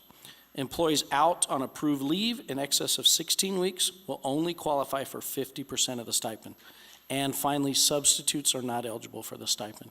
This is a pretty amazing opportunity for myself, and I think it's an opportunity for us to let our staff know that we really appreciate their dedication and hard work. Any questions, comments? Mrs. Murillo? Mr. Dempsey, just a quick question. How many employees in Gadsden? Ms. Murillo, Madam President, Ms. Murillo, approximately 2,000 employees. Okay, thank you. I just want to make a comment that that is an awesome blessing to our employees. And so thank you, Mr. Dempsey. Thank you, Ms. Martinez, our Chief Financial Officer, for crunching the numbers to make this possible, and your team. Entonces, yeah, thank you. And so with that, Ms. Murillo has made a motion to accept the consent agenda as is. All in favor? Aye. Aye. All opposed? Okay, motion passes.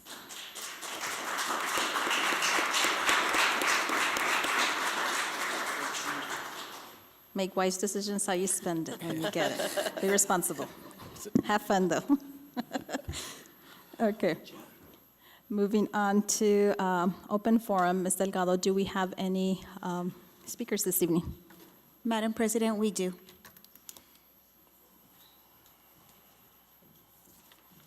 Thank you.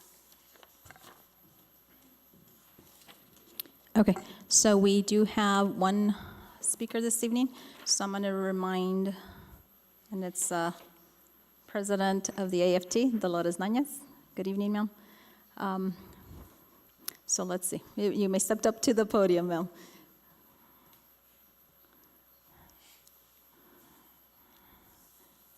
And before you speak, let me just go ahead and give you the little speech that we always do, right?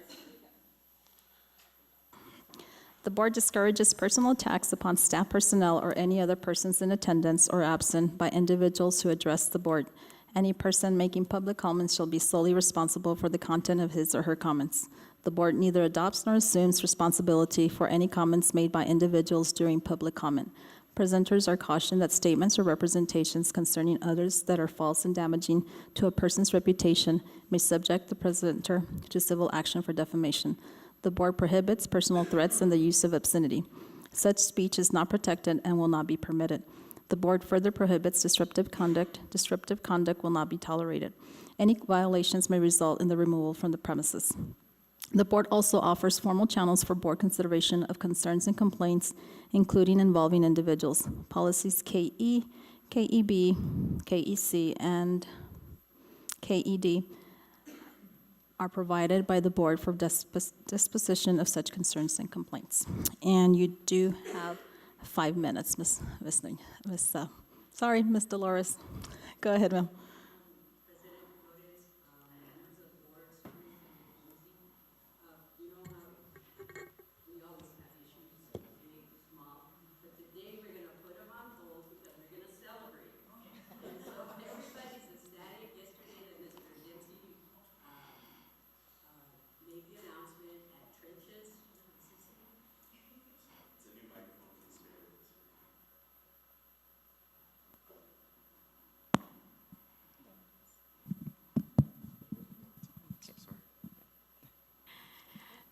Sorry about that, but I think you got what I said. Everybody was ecstatic, and everybody went back to their work site, and they spread the word, and so everybody's really happy, and I'm mostly happy for those people that kept, in a sense, complaining about their 25-cent raise. So this is it's a time to celebrate. So I hope you have enough checks, Mr. Dempsey. Good ones. And that's all I have. Thank you. Thank you, Ms. Nañez. Have a good evening. Okay, moving on to action items. We have two this evening. Our first one is 9A, Berino Elementary School Parking Lot Rehabilitation. Superintendent Dempsey. Madam President, board members, Ms. Vela is going to help us with this item.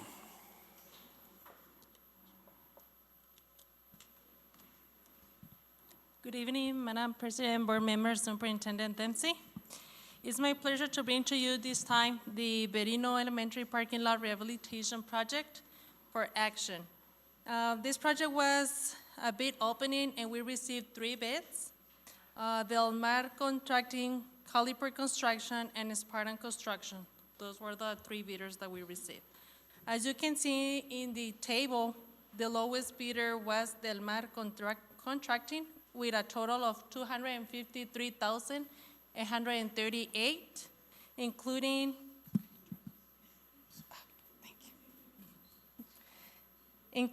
the base bid. The base bid was the front parking lot, bid lot number 1, that it's a parent drop-off, and bid lot number 2, the bus drop-off.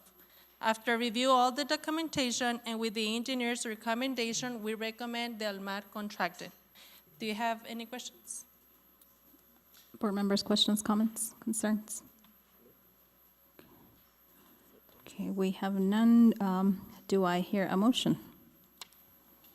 Madam President, I'll make a motion to accept action items 9A, the Berino ES parking lot and lot rehabilitation. Okay, Mr. Cano has made a motion to accept action item 9A. Superintendent Dempsey? So recommend. All in favor? Aye. Aye. All opposed? Motion passes. Thank you very much, Ms. Villa. Moving on to action item 9B, our school calendar for the academic year 23-24, revisions for budget. Superintendent Dempsey. Madam President, board members, Mr. Wogomuth is going to help us with this item. Madam President, members of the board, Superintendent Dempsey, bring back to you some information about some adjustments to our school calendar to capture some additional dollars based on our visit to the budget meeting a few weeks ago. As you know, any adjustments to what we report to the Public Education Department as part of our school calendar does require board action. Because we're working on completing our budget deadlines a little earlier this year. That's why we're bringing this item to you directly for action instead of discussion and action. So as you know, the currently adopted calendar that you all approved, the one we're all familiar with from a few weeks ago, meets the 1140 hours requirement for both elementary and secondary schools in the 180 days there with 10 professional learning days. House Bill 130, which is the new law, allowed for up to 205 days to be captured for what is called the K-12 Plus Learning Program. So the K-12 Plus Learning Program is additional dollars. So what we're talking about here is making some modifications, but not really, to our calendar to submit and attempt to capture as much dollars as possible in this new program this year.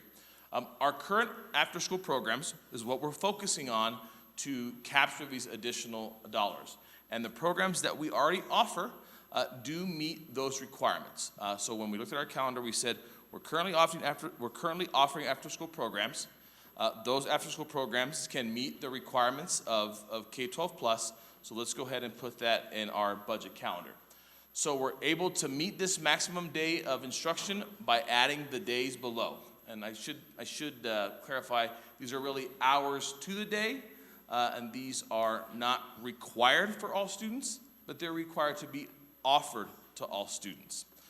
So it's 2 hours per day. Those are after-school programs. We're adding 84 sessions between those days there. Again, offered, not required. And then we're looking at adding in June of 2024 our 8 days of Jump Start. Okay, next slide, please. I know it's super tiny, but Just in case you were curious, we did display on there, each 2-hour period, and those are the first 4 columns, and then the column to the far right, those are the days for Jumpstart. So that's literally what we're submitting to the PED to say, here's our after-school programs. We're offering it to all kids. We're offering a snack. We're offering transportation.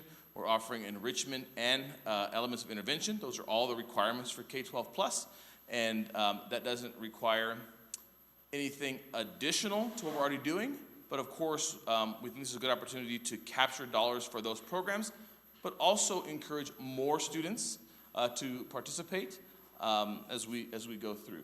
So the action requested this evening is simply, and you may hear these referred to as out-of-school time hours as part of the K-12+ program. I didn't include that in there, but it's part of the out-of-school time calendar. The action that we are requesting this evening is to approve the revisions to the 23-24 calendar to include the out-of-school time hours and dates presented to participate in the K-12+ program. I stand for any questions or clarifications that I can try to provide for you this evening. Board members, comments, questions? I do have one question. So I understand that we're capturing money with these after-school programs. Do they increase, like, because yesterday when I came to the Equity Council, I know that Ms. Rosie had mentioned how a lot of federal monies go into transportation, so they're not increasing money for transportation for the after-school programs. Madam President, board members, I do believe there was dollars allocated to transportation. I have not seen those dollars yet, and so I'm hesitant to tell you there's been an increase or a change. But I can come back to you with that information so we can take a look at what happens in transportation. We've been really focused on operational right now, but in the next few weeks we should know something more about transportation. I can follow up with you. Okay. Thank you, Mr. Any further questions, comments? Okay, so do I hear a motion? Madam President, I make a motion that we accept action item number 9B, school calendar 23-24 revisions for budget. To include out-of-school time Yes. hours. Okay, so Secretary Murillo has made a motion to accept action item 9B. Superintendent Dempsey? So recommend. All in favor? Aye. Aye. All opposed? Motion passes. Thank you, sir. Have a good evening. Okay, moving on to our discussion items we have for this evening. Our first one is 10A, Special Board Meeting 2023-24 Operational Budget. Superintendent Dempsey. Madam President, board members, I just want to make a couple dates, get a couple dates on your calendar. These are, pretty important dates. We will have a workshop, a budget workshop on May 11th, 2023. I encourage you to be a part of it. There won't be an action item there. It is an opportunity to look at the budget and review it and give you a chance to ask questions and get clarity on those items, okay? That's going to be May 11th. Mr. Dempsey. Yep. Yeah, we're all nodding our heads. That's actually graduation for DACC. It's still 7, though. And then we believe we are invited to like a reception at 5:30. Okay. Unless it's. So what we can do, I'll work with Ms. Martinez and we'll look for an alternative date on that. We'll probably be close to that area, so we may just move it a day or two one way so that we can, because it really, what it does is it gives you an opportunity to see how this budget's built. And I apologize, I should have known that. And then here's the other piece that's probably more important. Based on the timeline we were given, in order to get the budget completed and hit the timelines, it does look like we're going to need a special board meeting only for budget approval, and I'm suggesting that be held on May 18th, 2023. Let's see.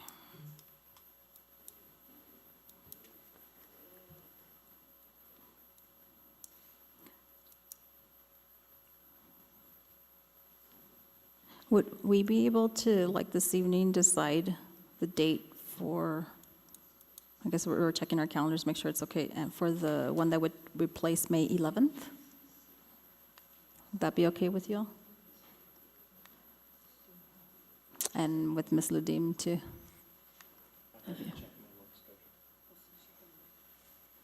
Okay. So, Madam President, here might be a suggestion. Check work schedules, email me tomorrow by noon dates that you would either want or dates that are terrible for you, okay? Okay. And then between Ms. Martinez and myself, we'll work something out.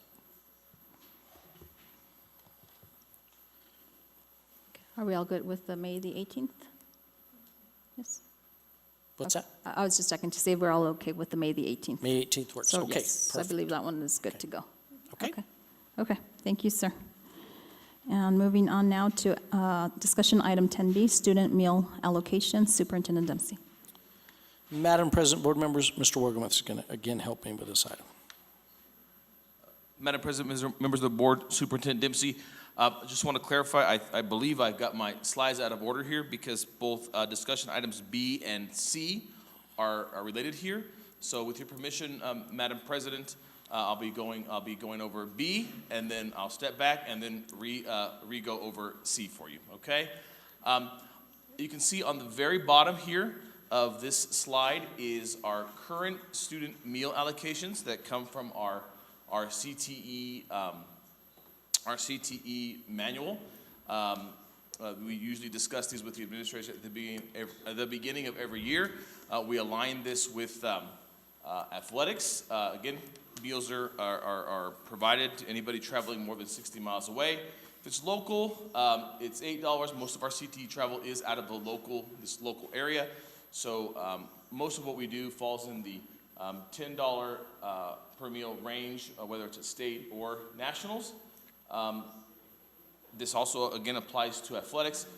Sponsors, and in the case of athletics, coaches can do activity fundraisers to raise money to supplement meals. That's even pre-pandemic, a little bit of a common practice from my campus experience.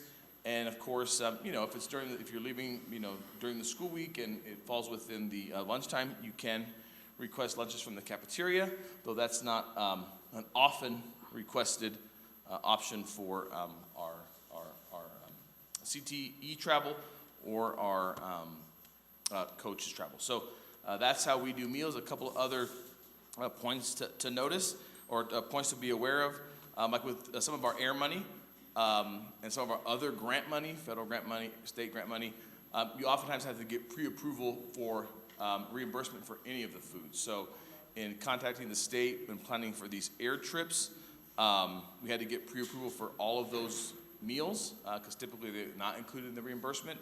And so Ms. Bailey at the PED did say, we'll reimburse you at the amount that is currently published for whatever travel that you're doing. So that's the information on school meal allocations, meal allocations for travel.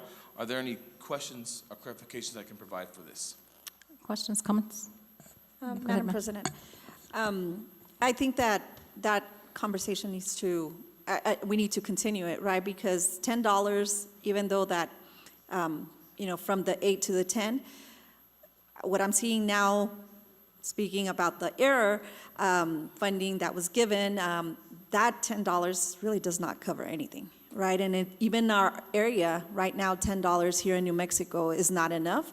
So I think that our policy really needs to be reevaluated and looked into so that we can make a change there, a modification, and knowing that unfortunately nothing could have been done because PED is saying, well, that's what you have in policy and that's what we're going to reimburse.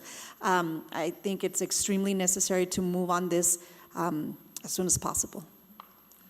Madam President, members of the board, Superintendent Dempsey, Board Member Rodriguez, I absolutely, as we move into, well, it's the end of the year, getting ready for the next year, and whenever we look to set these, our goal as in the CTE department is to make sure we're aligned with athletics. And I know we've been going through this year in some conversations with Director Nugis, really looking at, hey, we've got to increase this. And I think I was telling a story to somebody the other day.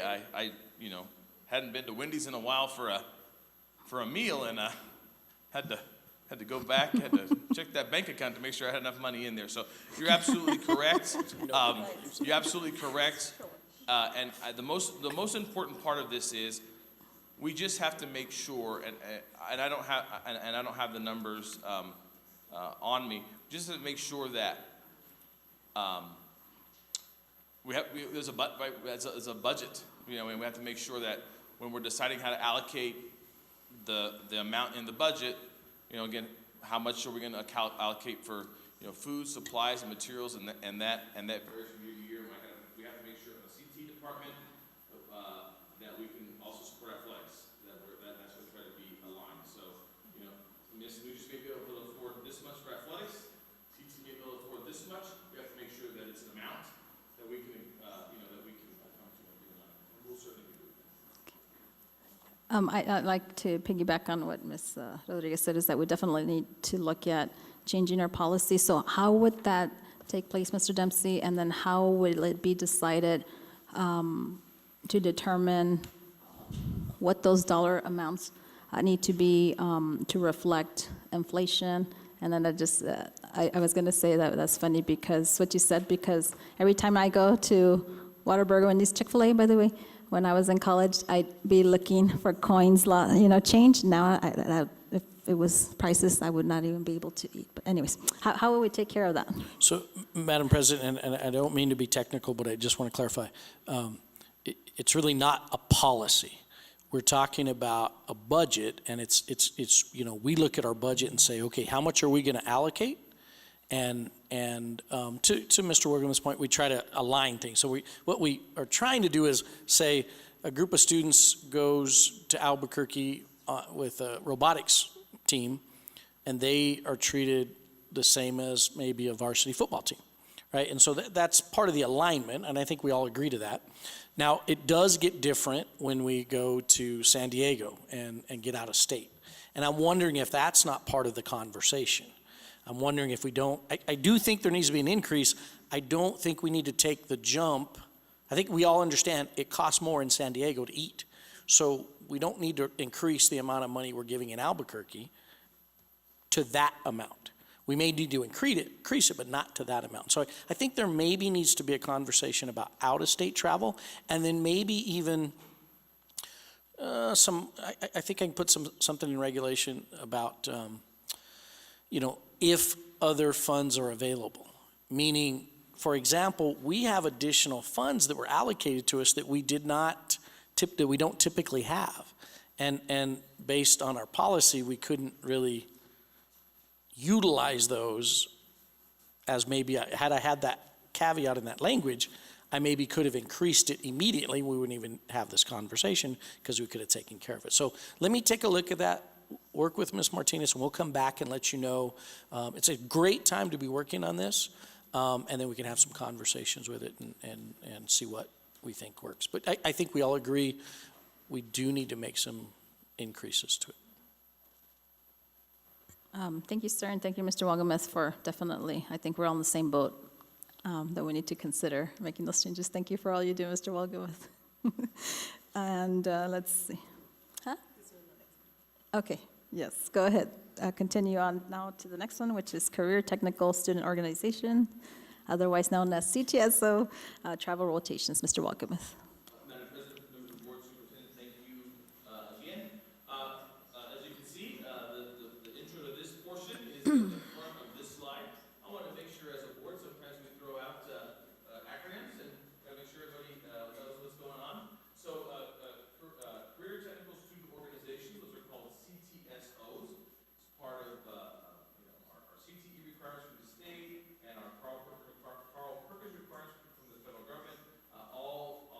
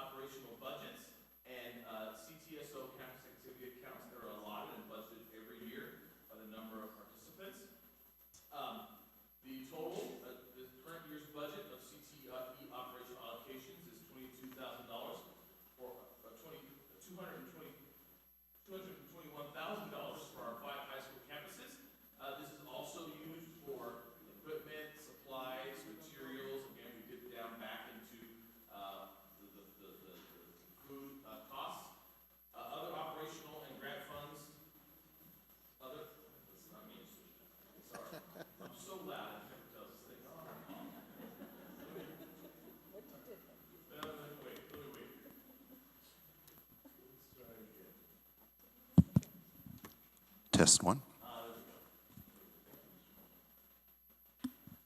And of course, as we mentioned, other operational funds or some other grant funds can be used to support these programs.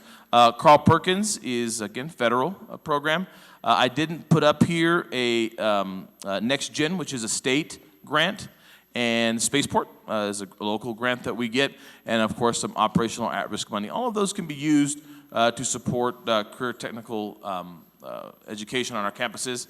And then, of course, CTSOs have their campus activity accounts, and those vary campus to campus and can be used for supplemental activities. So I wanted to point out, for example, if a CTSO was going to go on, they were going to go on a trip for national competition, and they wanted to go to an amusement park or something that was not in the educational realm, even on some of these air things, we have to use activity money. They have to use activity money for. So sometimes the CTSOs will raise a little extra money for if they're going to go to Disneyland or anything like that is part of those trips. So I want everybody to keep that in mind when we're spending these funds. It's got to be about the education and the program or the competition.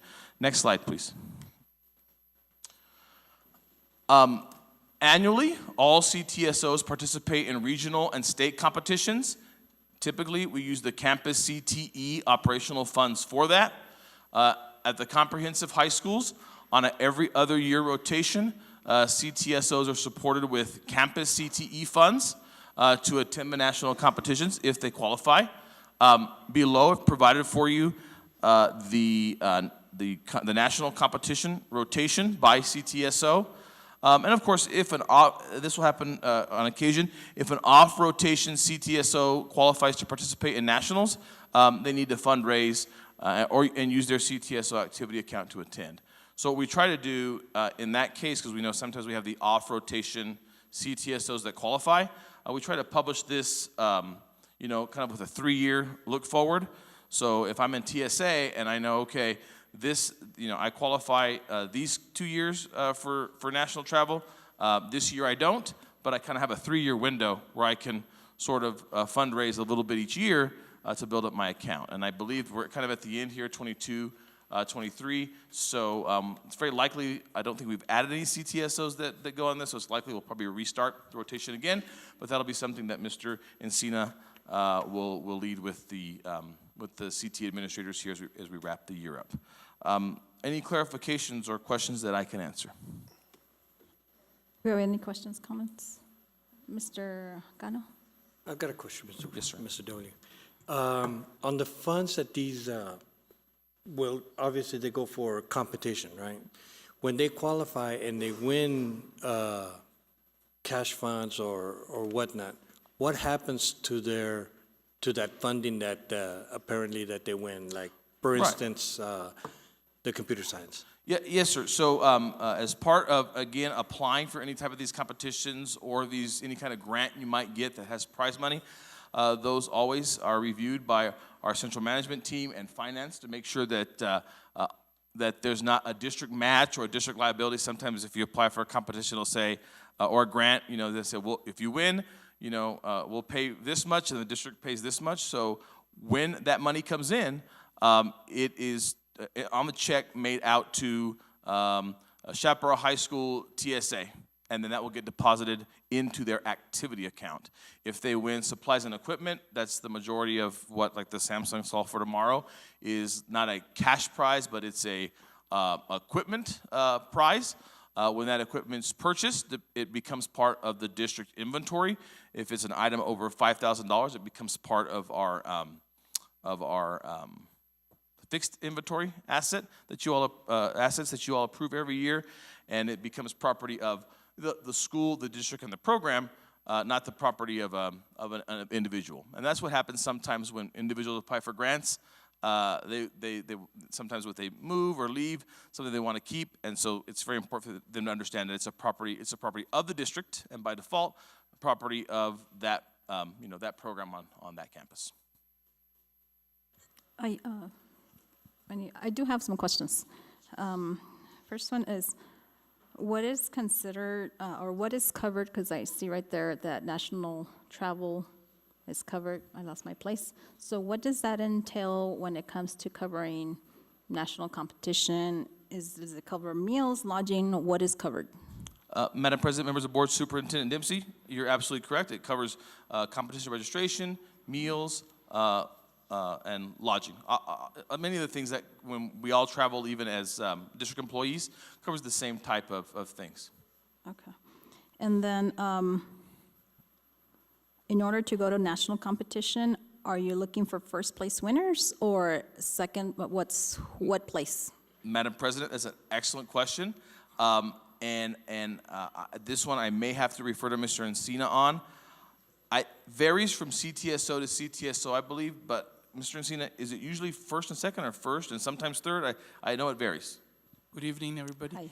Yes, we encourage the competitions because they compete at state level, regional, state, and then make it to nationals. If they qualify nationals, we encourage only first place winners, or if they have an opportunity to advance after nationals. Those are the only ones we encourage because first, second, and third, I mean, you'll have a lot of students competing. So usually in our handbook, we have only first place winners will be covered with CTE campus funds. If they want to take a second place winner, they have to raise the money for that second place winner. Okay. Here's my next question. Do parents have access to the manual, or is that just internal information? And where do we get that information? Our manual is on our web, on the district website, and each campus has a link to it, and the district website has a link. Okay. And my next question is, why aren't parents being invited to an informational session regarding CTSO similar to athletics? Because I believe that's a fair question. And how do I know? Because my own son just finished joining TSA or something, and truthfully was never invited to anything like that. And so is that going to change, or why aren't we doing that? We do try to encourage and educate the community as to what's available for the students. If students are competing, there is mandatory meetings with the parents of the students that will be traveling, the students that will be competing. There are mandatory meetings.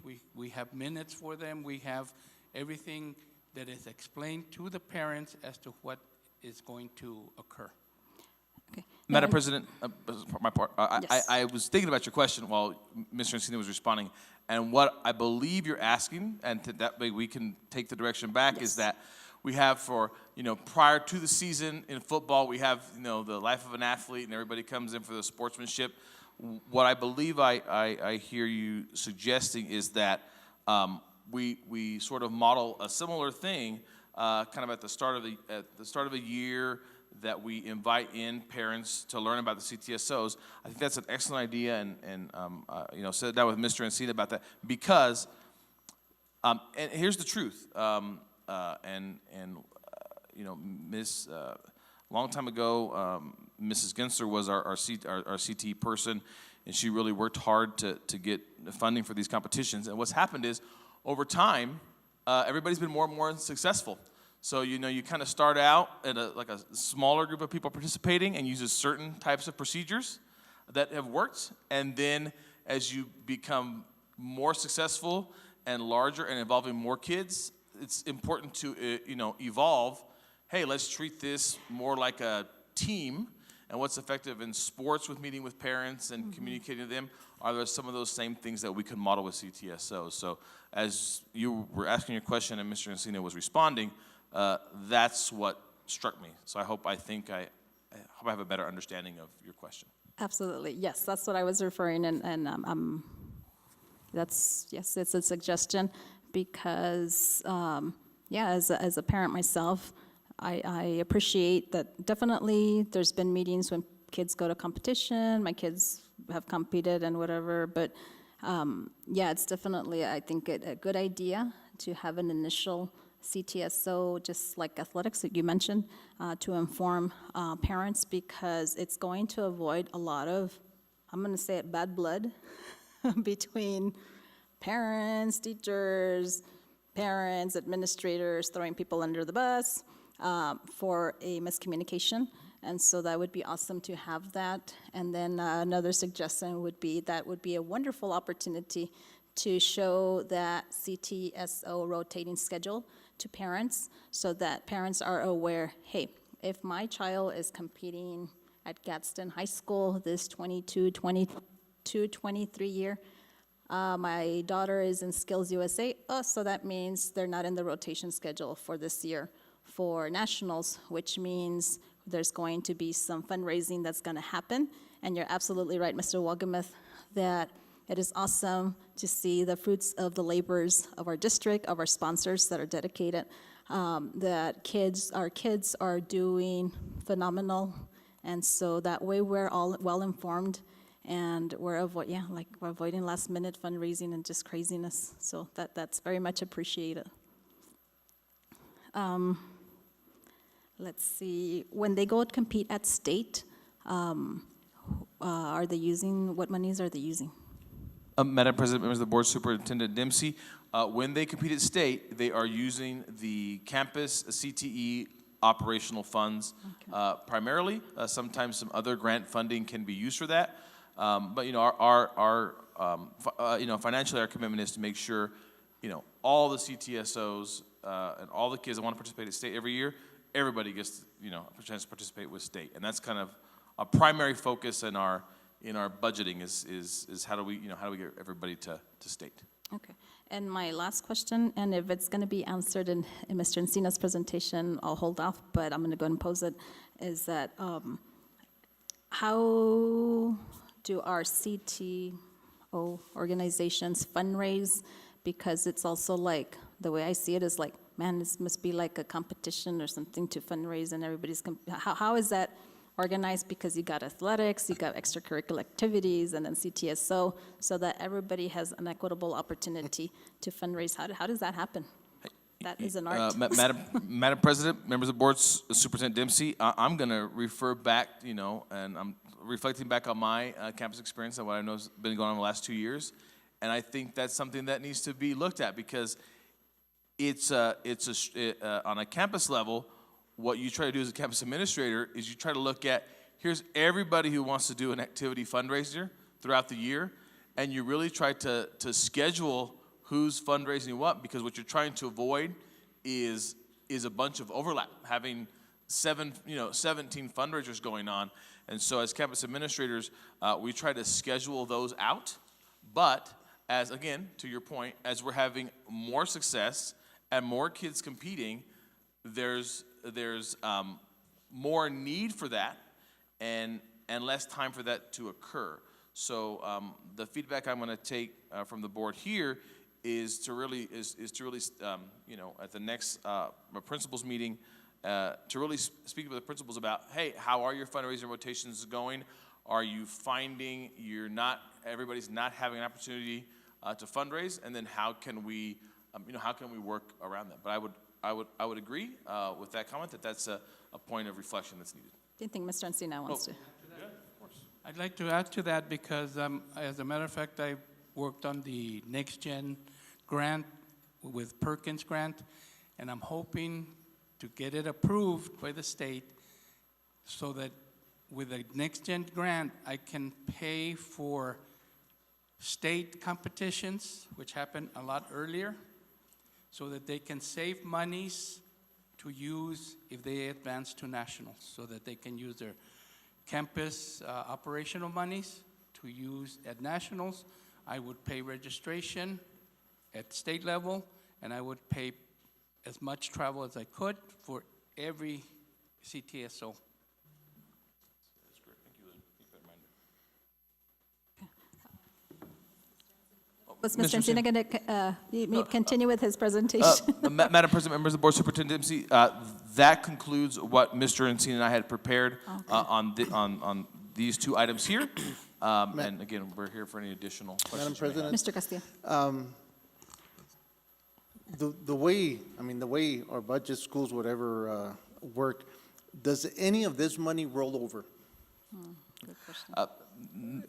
And so the reason I'm asking is, I mean, I understand, I fully understand the first place nationals, right? But, you know, if none of this money rolls over and the only program scheduled or not scheduled is a second place, you know, winner that qualified to national, I mean, are we thinking of, you know, saying, hey, you know what, I mean, this whole year, this is the only guys that made it to national, but you know what, you're not on schedule, so I'm sorry, you're not going on our expense, you fundraise. But if nobody else is going and the money is there, I mean, are we considering doing that? And to your point, I get it. If we have a bunch of second place winners, I mean, again, we can't afford to do that. But again, I say that this is something we should be considering, right? Because if the money doesn't roll over, use it or lose it, right? So why not, if the opportunity presents itself to have a second place team go when nobody else is going and the money is available? I mean, I don't think we're making exceptions. I think we're making use of funds available. Madam President, members of the board, Superintendent Dempsey, thank you for that comment, Mr. Castillo. So the only funds that roll over here that we've spoken about are the activity funds. Activity funds are the only ones that roll over. Everything else, obviously, you know, as you, I think we're alluding to, is you know, subject to the, you know, July 1, June 30th budget deadlines. You know, I understand what you're saying. I'm not sure if that's a situation we've run into yet, but to your point, we are, as they're budgeting, they are projecting, hey, TSA has access to travel nationals this year. We are projecting that this many TSA kids are going to qualify and get in first place. And then what happens when you get to June or May or April when they go to nationals, and you know you've budgeted for 3 kids and 1 or 0 kids qualify, then what are we doing with the extra money? And that's the information I can provide to you now. I think it's a valid comment, and I think what I'm going to take from that is I really need to go back and look at our CTE operational budgets for the last couple of years and what our end of the year June 30th balance has been, to see, hey, are we you know, getting this $221,000? Are we getting it down to, you know, how low are we getting it down that we're not rolling over? So I don't have a good answer for you that right now, but I think it does warrant a budget review and a plan to make sure we expend it. Thank you, sir. I wanted to follow up on what Mr. Castillo said. So, great question, Mr. Castillo, and because, I mean, I think if it's federal monies and we don't spend them all, then they're going to say, oh, you don't need that much money, and they're going to, is that the way it works? They're going to reduce our amounts? So, Madam President, members of the board, Superintendent Dempsey, our federal budget, our expenditure for federal funds is, deadline is earlier, a little bit earlier in the year, to make sure we can get all of our reimbursements back. Again, I monitor Carl Perkins, I monitor Next Gen, and again, I'm going to compliment Mr. Encina here. He does a terrific job in making sure those are expended down. And again, only been doing this job 2 years. Okay. That comment he made about, hey, let me use some of our federal funds and our state grant Next Gen funds. Let me use those for state competition. Nice. That's a great way to expend those. And Mr. Encina, I don't believe we have, in those 2 funds, Next Gen is a state CTE fund, which is 3 years old, Next Gen. And then Perkins, we've been getting a long time. I don't believe we've had a reduction in funds, and you've been doing this a long time. It's up.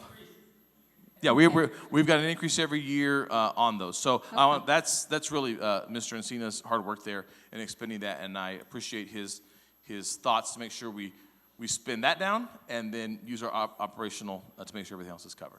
Okay, and my last 2 questions. One is regarding finance.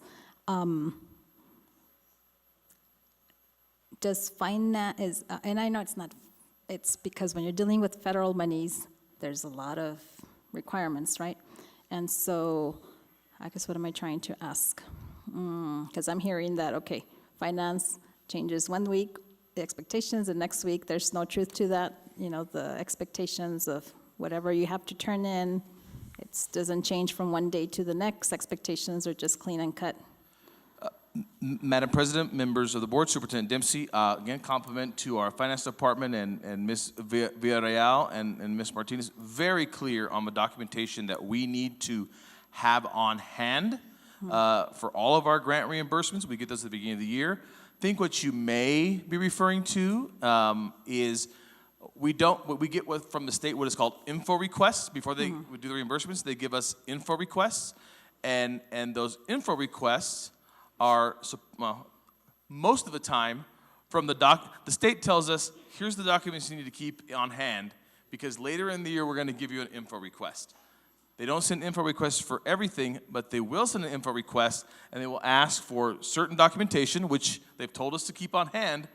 On occasion, correct me if I'm wrong, sometimes those info requests ask for maybe a little bit more than they told us what to keep ahead of time. But because we have a good additional documentation, we're able to shift pretty quick and find what the state needs. So the state tells us what they want for the reimbursements. We tell all of our sponsors, all of our people to keep that. Again, great job with the finance department to have that on hand. Info requests come in, and we try to meet those. And I believe most of our info requests for Perkins and Next Gen have been approved. Okay. The reimbursements, the info requests were sent in and reimbursements were approved. Okay, so I'm looking at that rotation schedule, and so I can only speak for TSA because my son's in it, and that's why I'm asking this. I'm noticing like 22, 23, Chaparral High School, you know, I believe some kids made it to nationals, and then also Santa Teresa, not Gadsden, it's not on the rotation cycle. So TSA, I think the competition is in June, if I'm correct. So at this point, in this present time, those individuals that are going to compete, like you said, everything is covered, lodging and meals and activities have to be covered with the activity funds. So at this point, is the sponsor pending anything, approval of anything, or they're good to go?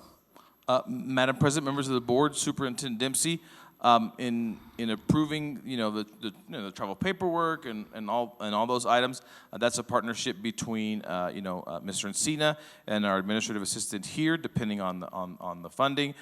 Typically, the CTE operational money, I am the control agent for that, so I help supervise that. But typically, the campus secretary and the principal are the ones that manage that documentation as normal student travel. I just make sure that it's appropriate expenditure. So at this time, I am not aware of any organization that is missing or lacking anything. However, if they are, and the sponsor or the administrator or even a community member wants to reach out and let us know, then we can go back to that organization and check for, go back to that sponsor and make sure that they're clear on what they need, because there just could be a disconnect there. We'll be happy to help them with it. Okay, and so if there are challenges that the sponsors, want to communicate, chain of command would be for them to go to their principal or to Mr. Encina? Madam President, members of the board, Superintendent Dempsey, the principal, the campus level is always the best first person to go to. If there's a lack of clarity there, either myself or Mr. Encina can, receive the information, and we'll figure out, what's going on between the both of us. So then if I'm a sponsor at Santa Teresa High School and I have concerns, delays, or whatever, I'm going to go to Principal Suggs, and then she communicates to Mr. Encina, so I can never communicate to Mr. Encina?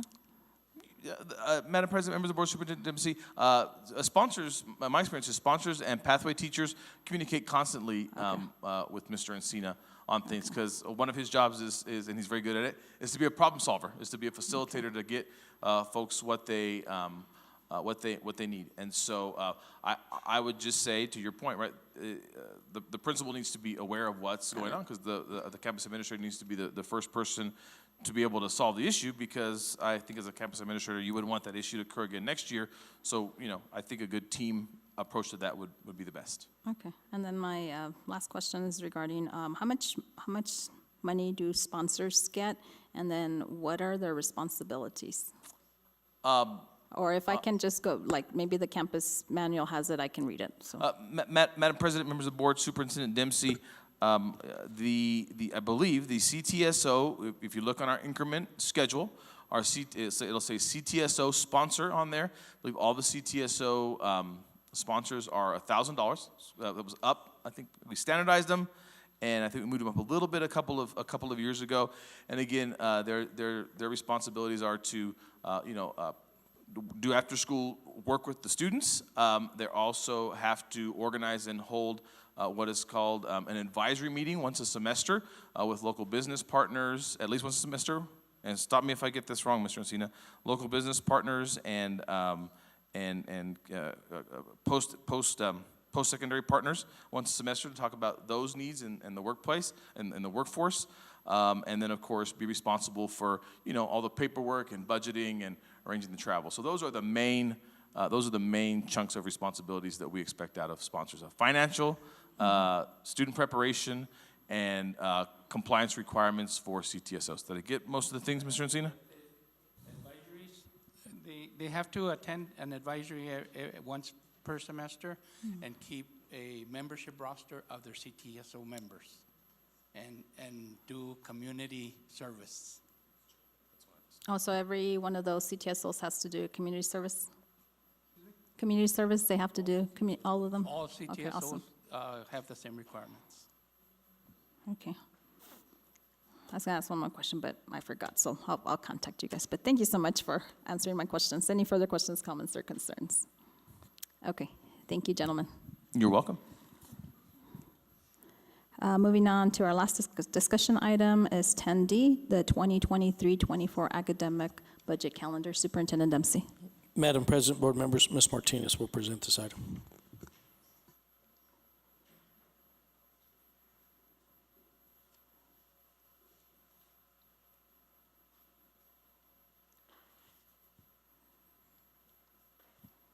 Good evening, Madam President, members of the board.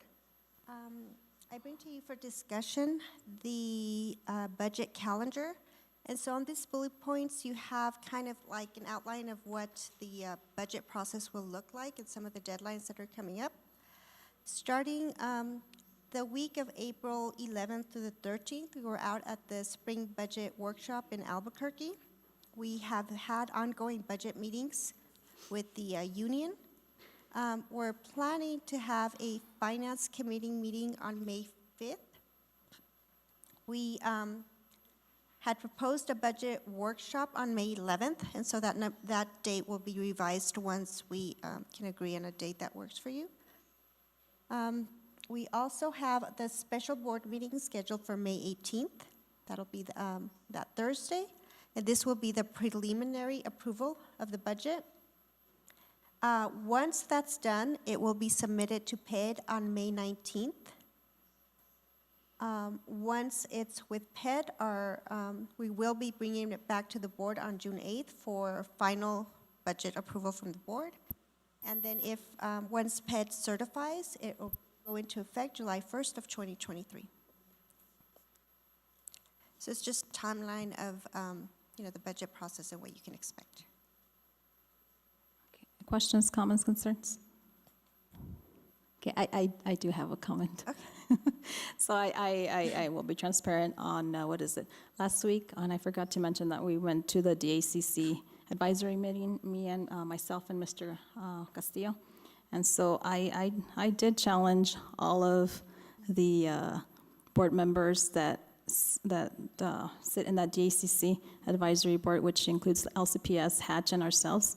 And so because I challenged it, we'll have to also challenge myself to actually do this tonight.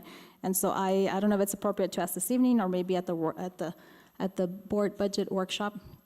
I know I've never had the opportunity as an as a assistant principal to go through that, because right now is the season for staffing with HR, where your principals go before the HR director, Ms. Burciaga, and present numbers, and then I don't know how that works, never have, but I just know very little. And so many times, you know, with many times I've heard that some will come back and say, no, they're gonna cut, not that I didn't hear this, just from hearing stuff, you know, not here, but no, they're gonna cut because of numbers and stuff like that. So I guess what I wanna bring out this evening is, you don't have to answer this evening, but it's like, and I know you heard me, all of you all of a sudden are like, what is she gonna say? Mira, les tengo su atención. Okay, is adolescent literacy. And I'm glad to see some of you, one of you nodding your heads. It is so important that we look at adolescent literacy, because we have to stop graduating kids that are below grade level. So Ms. Chief Academics Officer, what are we doing to help the kids? Ms. Federal Programs Director, yesterday I went to Equity Council, you asked in your survey. So my question to us, to me, to us all, is what are we doing to meet the needs of our adolescent students? Because right now in our state, there's a lot of emphasis on our elementary grades when it comes to literacy. We've got letters training going on, structured literacy going on. Again, secondary teachers, you can learn about structured literacy through the Canvas course that's there. But again, I'm challenging us all, what are we doing? Because you and I, those of you who are here, we can read, thank God that we can read.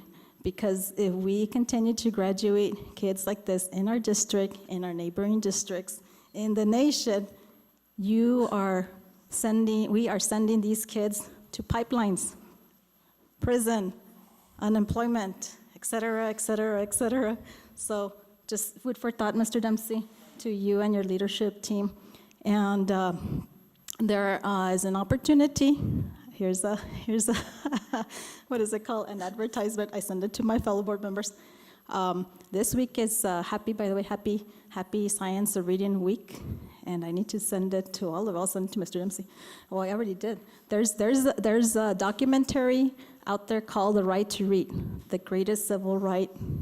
I just haven't remembered the title of the movie. If you get an opportunity to watch that, watch it, because for some of it's preaching to the choir.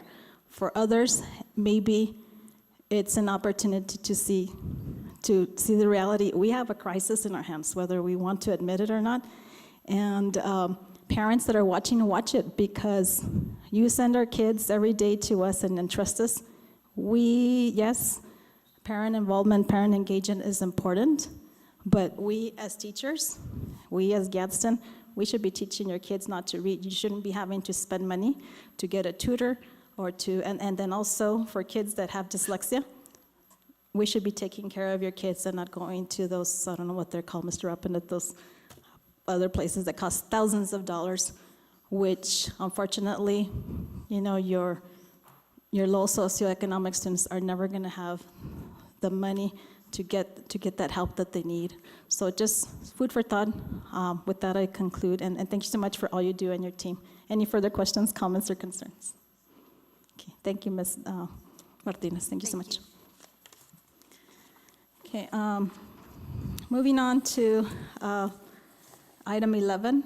I did ask Mr. Dempsey, it's up to you, sir, if you want to go through all of that or not, and just always, guys, ladies and gentlemen, that's there listed for us to know so that you guys know what we're doing as board members, and also a reminder to us as board members. That should be one of the first place we look to make sure that we know what we need to attend. And so, go ahead, sir. Thank you, Madam President, board members. What I would highlight, I would highlight graduation, make sure that you have that, it's a busy time of the year, and I would highlight graduation because that's probably you could argue the most important event that we host, and just be sure that you're available during that time if you can be. Okay, thank you very much. And with that, we move on to closed session. Do I hear a motion? I'll make a motion that we moved into closed session, personnel session pursuant to 10-15-1 H-2 and MSA 1978 as amended for superintendent and associate superintendent's report on recent personnel action and issues, employees on administrative leave with pay, employee grievances, and employee issues. Mr. Castillo has made a motion that we enter into closed session. Superintendent Dempsey. So recommend. Ms. Delgado, can you please take roll call? Mr. Cano? Aye. Mr. Castillo? Aye. Ms. Flores? Aye. Ms. Murillo? Aye. Ms. Rodriguez? Aye. Okay, motion passes unanimously. We are now in closed session. Thank you very much, folks, for joining us this evening. Be safe. Love you. Have a safe trip home. Bye-bye.